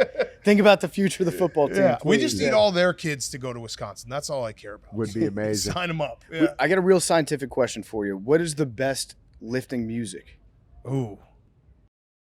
See, now this is where, when it comes to music, it's the vibe of the guys. Fortunately for me, we could put, you could put anything on there. I love old school, like you throw the Rocky IV soundtrack on, and that's a go-to. But it can be Metallica, it can be heavy metal, it can be any type of hip hop, whatever the guys are feeling and they're going to vibe to. That's what it is. Some days, and it's all over the map. Fortunately, I love it all, and I've heard it all. 25 years spent in a weight room, I've heard everything, and I fortunately enjoy everything. Yeah. You ever raw dog it in the gym? You go in there, no music, no headphones? Now, there's days, no music, and I'm just looking for someone to be like, hey, Coach R, where's the music? And I go, you need the music? or we've played Barney. And some guys are so focused on like the music, they stop worrying about the music and worry about, those are some of the Mind tricks. Yeah, we'll use some of those some of those tools too I from a love that. mentality standpoint. There's no That's music great. and waiting for the first guy to ask you where the music. Some days we'll take a horn and it just and just repeatedly, and they're so like, what? Hey, just stop focusing on, get them to focus on the wrong thing. Yeah. But here's And they do become desensitized. I promise you. Yeah. Here's what you're working with when you're talking to us in terms of grit level. There have been times I've gone to the gym, realized I forgot my headphones, and then I'm like, well, I can't work out today, and then I just leave. Yeah. You'd be disgusted that's not by gritty. us. Yeah. It's not. Yeah, you would be It's not. disgusted. That's we have I'm grit working in on it. certain facets, doing our job, but in terms of like working out, we don't have a lot of grit. So Yeah. we need that. And it's not all created equal. I mean, to do your job is the most important. So whatever you have to do, right, to get yourself where you need to be. Yeah. I'm not I'm in a working environment. My level of urgency is very high. However, when I leave, I tell the guys, when I leave, I'm one of the most chill, laid back, you know what I mean? Just because, what do I need urgency for when we're, Yeah. just hanging out? Yeah. It's just, you have to time it appropriately. And like you said, when we're working, we have it, which that's when you need it. Yep. Yeah. Yeah. And Like when you're not working, you can be selective in a workout. You don't have your headphones. You don't feel like training. Okay. That's a lot different than you don't feel like doing a show. You got to get your mind right. You're going to get your mind right. Yeah, we don't miss shows. we That's don't- a fact. I broke my foot. I did a podcast that day. Big Yeah. Cat got bit by a dog. Did Did a my podcast. pinky. Did a podcast. There you go. No problem. Yeah. Right through it. That's grit. Yeah. That is grit. A lot of people calling dog bite that day. They'd be Yeah. like, can't do it. Yeah. Rabies We got shots. it. No. We got it. We got that grit. All right. Well, Coach Herbs, this has been awesome. I got one last question.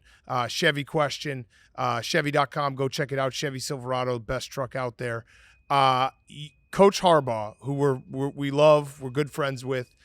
Do you train him? Does he ask you like, hey, Coach Herbs, I need a formula. You need to give me everything. Are you actively training him still? Coach Harbaugh does not act. Coach Harbaugh just walks into the room and he's ready to train. You know it. Coach, you ready to roll? He does not never, what are we doing today? How much? He just goes and he attacks and he does everything that the guys, he sled drags. He flips sleds. He does it all. He reverse bear crawls like we had a ramp at Michigan. He would reverse bear crawl. All of it. Eats it up. I love that. Eats it up. I love that. Yeah. And he does it all in his khakis, right? A lot of times. Whatever he walks in the weight room, whatever he's shows up wearing, that's what he trains in. Yeah. It's not, hey, I got to go and change. And no, he just, Coach, you ready to roll? And he'll give you that nod, yep. And then he just, he's the grittiest, he's of the gritty. Yeah. Mhm. Yeah. I So believe it's- it. When you first interviewed with him, did you know during the interview, you're like, I can work with this guy. This is going really well. You know what? When he decided that, he brought me into Michigan to interview, and then I just, I hadn't met Coach or been around him, so I did a little background, and then you just, some of the stories and some of the things you hear, and then some of the people that had called me, hey, you're going to Michigan, Coach, and then just these things you hear, I came to realize quick, like the type of mentality, that he had, and that's why it was the perfect fit. Yeah. Mhm. Yeah. It's worked out well. Yeah. I'm pumped just listening to you talk. I kind of want to just move out here and have you train me, but it wouldn't go well. I'd break in a second. Actually, we might break you. Yeah. You maybe. If you spent one day with us, we would probably break your will. You'd be like, I got to get out of here. This is terrible. These guys are too easy to break. I'm broken. Yeah. They've been sitting on the couch for so long. But yeah, that's it was awesome to have you on. Yeah, I appreciate it. Best of fellas. luck this year. X Factor, and let's do this neck test. Let's do it. Yeah. Let's do it. All right. I love get it.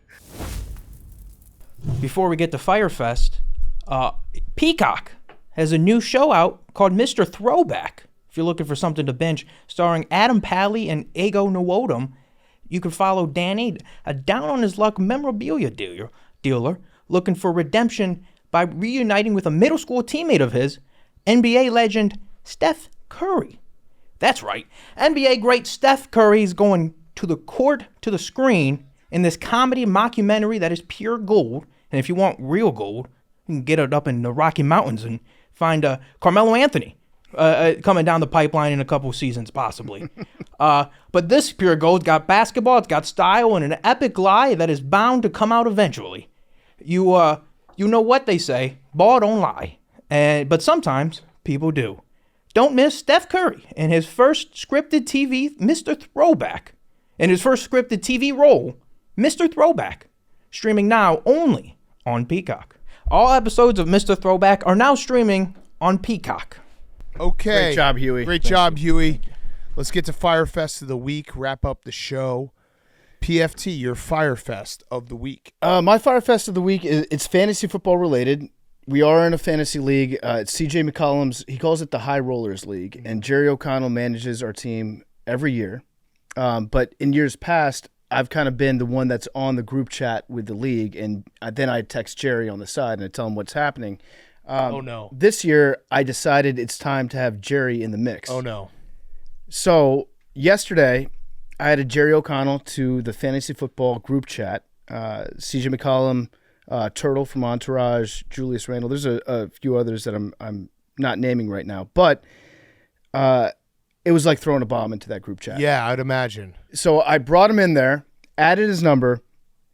First thing that happens, Jerry texts them. And I'm not going to be reading things out of the group. I'm not going to make a habit out of reading things out of the group chat. But for the intro, I think this deserves a little bit of discussion. Jerry just comes out and says, "Hey guys, Jerry O'Connell here," and the group chat turned green. Oh yeah, he's got an Android. Out of the 12 people that were in there, he was the first non-iPhone user. Oh, he ruined it. And then everybody started commenting how he turned the chat green. Oh, and they were booing him, and it was a tough start. And then Jerry says, "Hey everybody, Jerry with the Android. I came in second 2 years ago when Damar went down. Prayers for Damar and also Ukraine." And then nobody responded. And then Jerry, like 2 hours later, says, "Hey fellas, just so you can get to know me, here's a link to my IMDb." And then he posted a link to his own IMDb in the group chat. And he said, "Go ahead, ask me anything." And nobody really replied. I think Turtle said Mr. Bing Bong back to him. Okay. And then Jerry said, "Yeah, Mr. Bing Bong. I don't know anyone on this feed, anyone from the mainstream media on here, just want to know how raw I can get." and then no one's responded to that. So no. I've mixed things up. You know, Jerry, he's going to add some excitement to the fantasy group chat. He's coming in hot. I expect nothing less from Jerry.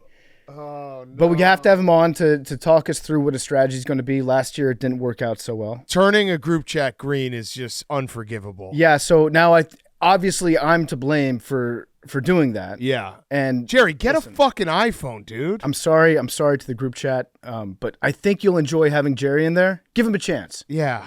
Jesus. Now I'm pretty sure they started a second group chat. For sure. Just minus without me and Jerry. Yeah. Jerry's going to be coming into Chicago last week of August, so we get our full fantasy preview. Very excited for that. I hope that this just turns into Jerry, just talking to the guys and nobody ever responding to Yeah. Yeah. honestly, like, this is mental warfare on our part. Yeah. We haven't won years past. Jerry's he's knocking them off balance right now. He's going to get them to a point where they're just going to want to do whatever trade with Jerry, just get him off your back. It's kind of like negotiating against Marlins Man. Yeah. Marlins Man has sent me some updates recently. How's he with doing? his schedule? He's doing great. Well, I'll tell you. How are his cats? Let me tell you. Okay. I feel like we haven't gotten a Marlins Man cat update in a while. Okay. Let's see. All right, last text from Marlon Mans. Well, I'm going tonight to Chicago for Sunday Night Baseball. I think last one with no football or hockey or basketball. That was when we were in Grit Week. And then he just sent me 8 cities in 2 days: Seattle, Newark, Albany, Saratoga Springs, Boston yesterday, Boston and New York, to Milwaukee to Chicago today. So when he says Newark in there, is he just talking about the airport? I think so. And then yesterday, I did not open this. It was just Instagram reel of, I think it's just Manny's Deli in Chicago. That's cool. Yeah, I mean, I know the place. Oh, no, it's Mensch's Delicatessen, so it's just a bunch of sandwiches, which, credit to him, because usually when you open up an Instagram reel, it could just be titties. It usually is. Yeah. Especially with Jerry. With Jerry or Marlins. Yes. We should put them on a chat together, Yes. and they're both Android. Yes, I like that. Wow. Also, Marlins, man, please, for the love of God, we need an update on your cats. I want to know how your giant cats are doing. Yeah. Let us know about those pussies. Okay, my Fyre Fest, I have two. One, I hate that I'm going to say this because, well, he's probably not going to listen. I do miss Hank every time he's out. As much as we give him shit, I do. Like, it's empty right now. It comes from a place of jealousy that Hank has gotten to do so much cool stuff this summer. Well, I don't know if I'd count this as he's ringing a bell. Yeah, but he loves that fucking lighthouse. Yeah, I miss him. Yeah. So I hope he doesn't hear this part that I genuinely miss him whenever he's out. I miss him. I think he did not bad in Mount Rushmore today, actually. Yeah, I think His he did movie not quotes? bad. Yeah, I think he did not bad. Yeah, it's gonna be a fight. We have 6 left after today. And so. congrats to Max. Congrats for on clinching. Max. You clinched. Good job, Max. You didn't clinch first, right? But you clinched not last, Yeah. and that's what's important. Donnie's making meatballs right now. He keeps telling me to come eat them. That's my Fyre Fest. Oh, okay, that's a good Fyre Fest. We'll wrap up soon. My other Fyre Fest is my wife and oldest were out of town for a couple days, and so I was in charge of the 2 youngest, and I did okay, but I quickly realized that like I have these moments where I'm like, oh, I'm an adult, I'm clean, I'm not like I used to be. One, my house just went right back to like my college apartment. There was just shit everywhere, boxes everywhere, just not opening she came home and she was just like, did you check the mail? And I was like, mail. That's the one Came thing. in with like a huge stack. And then there was one night where I was doing dinner with my 2 youngest, and halfway through dinner I realized that I just had them both eating off paper towels, and I just not giving them plates. That works. And so yeah, that was one of those moments where like, dude, what are you doing? Just get the fucking plates out. But Spin That's Zone, how I eat. I eat over the sink. I eat Yeah. over the trash. But Spin Zone, some of the most memorable times of my childhood, bonding with my dad, were when my mom would leave town and then she'd come back, and that like those 2 hours before she got, Yeah. we would all spend time just like undoing all the damage that Correct. we did to the house before she got back, and it was fun. Yeah. And we ran the same play. We ran chicken nuggets, mac and cheese. Yeah, Chicken nuggets, mac and cheese, run it again. yeah. It just basically was like, do it again. Okay, Huey. Max needs these meatballs real bad. No, Donnie just gave me a plate. Oh, he did? Okay. One bite Wait, review. are you holding the meatballs right now? Yeah, he didn't give me a fork, which is Just use your hand. Yeah, just dive in there.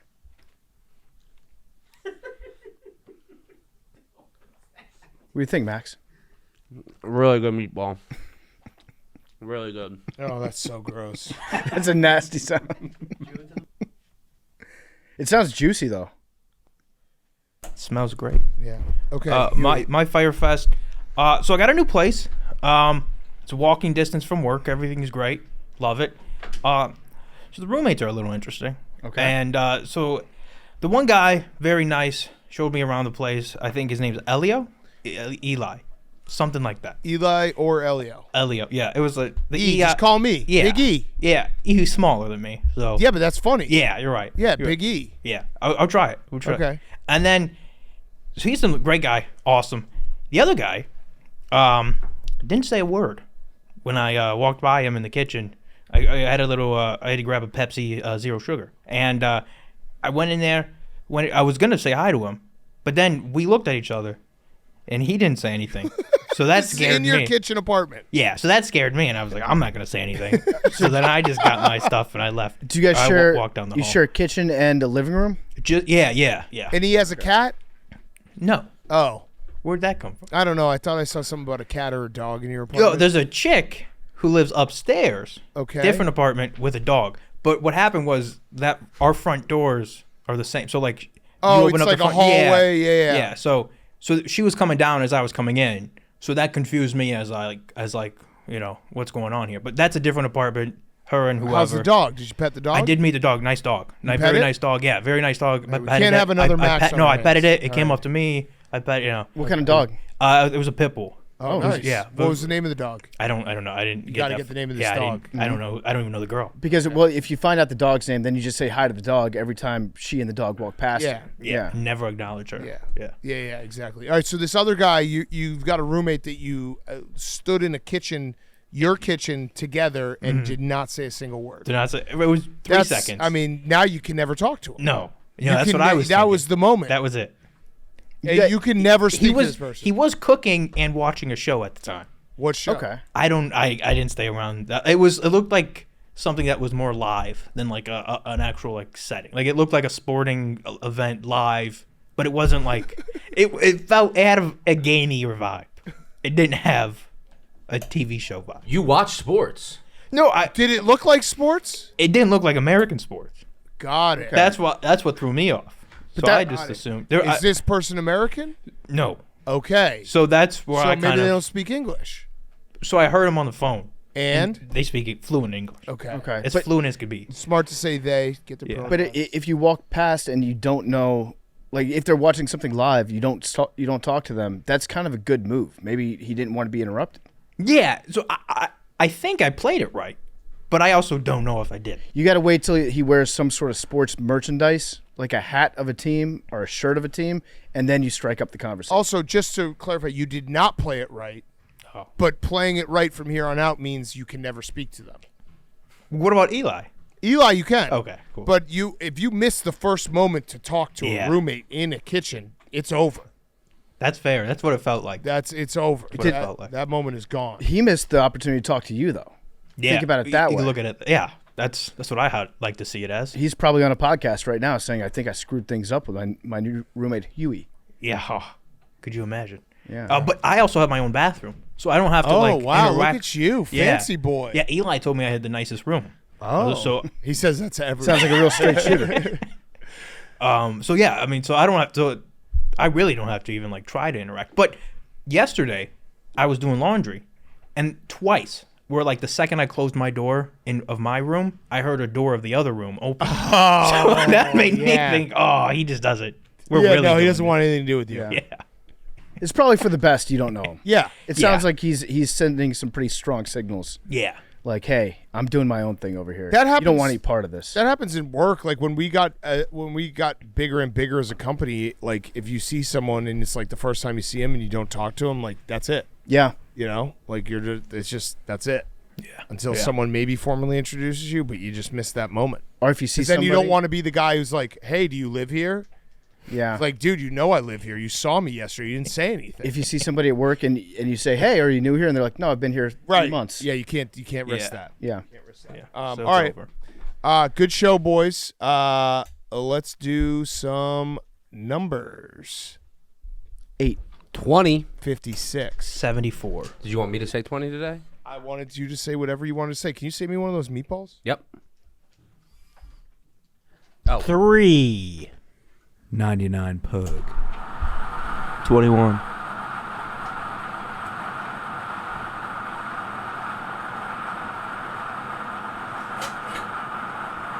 Is that 99? Yep. Holy damn shit. it. God damn it, Pug. He's You the beast. champion.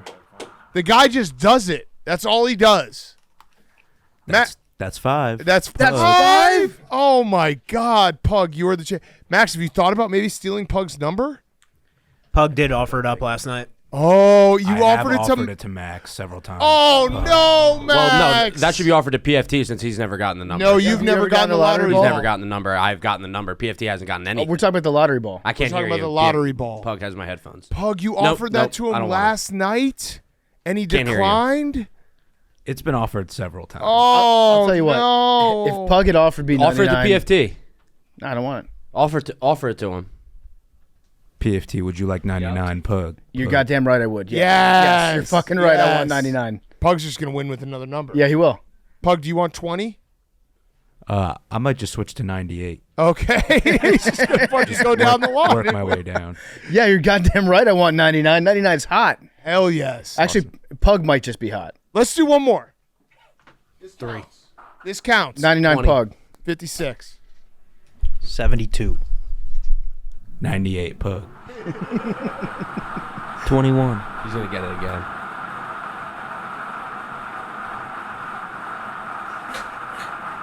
Seven. Damn. Can you imagine if that was 8? That would have been brutal. Oh, God. All right. Love you guys.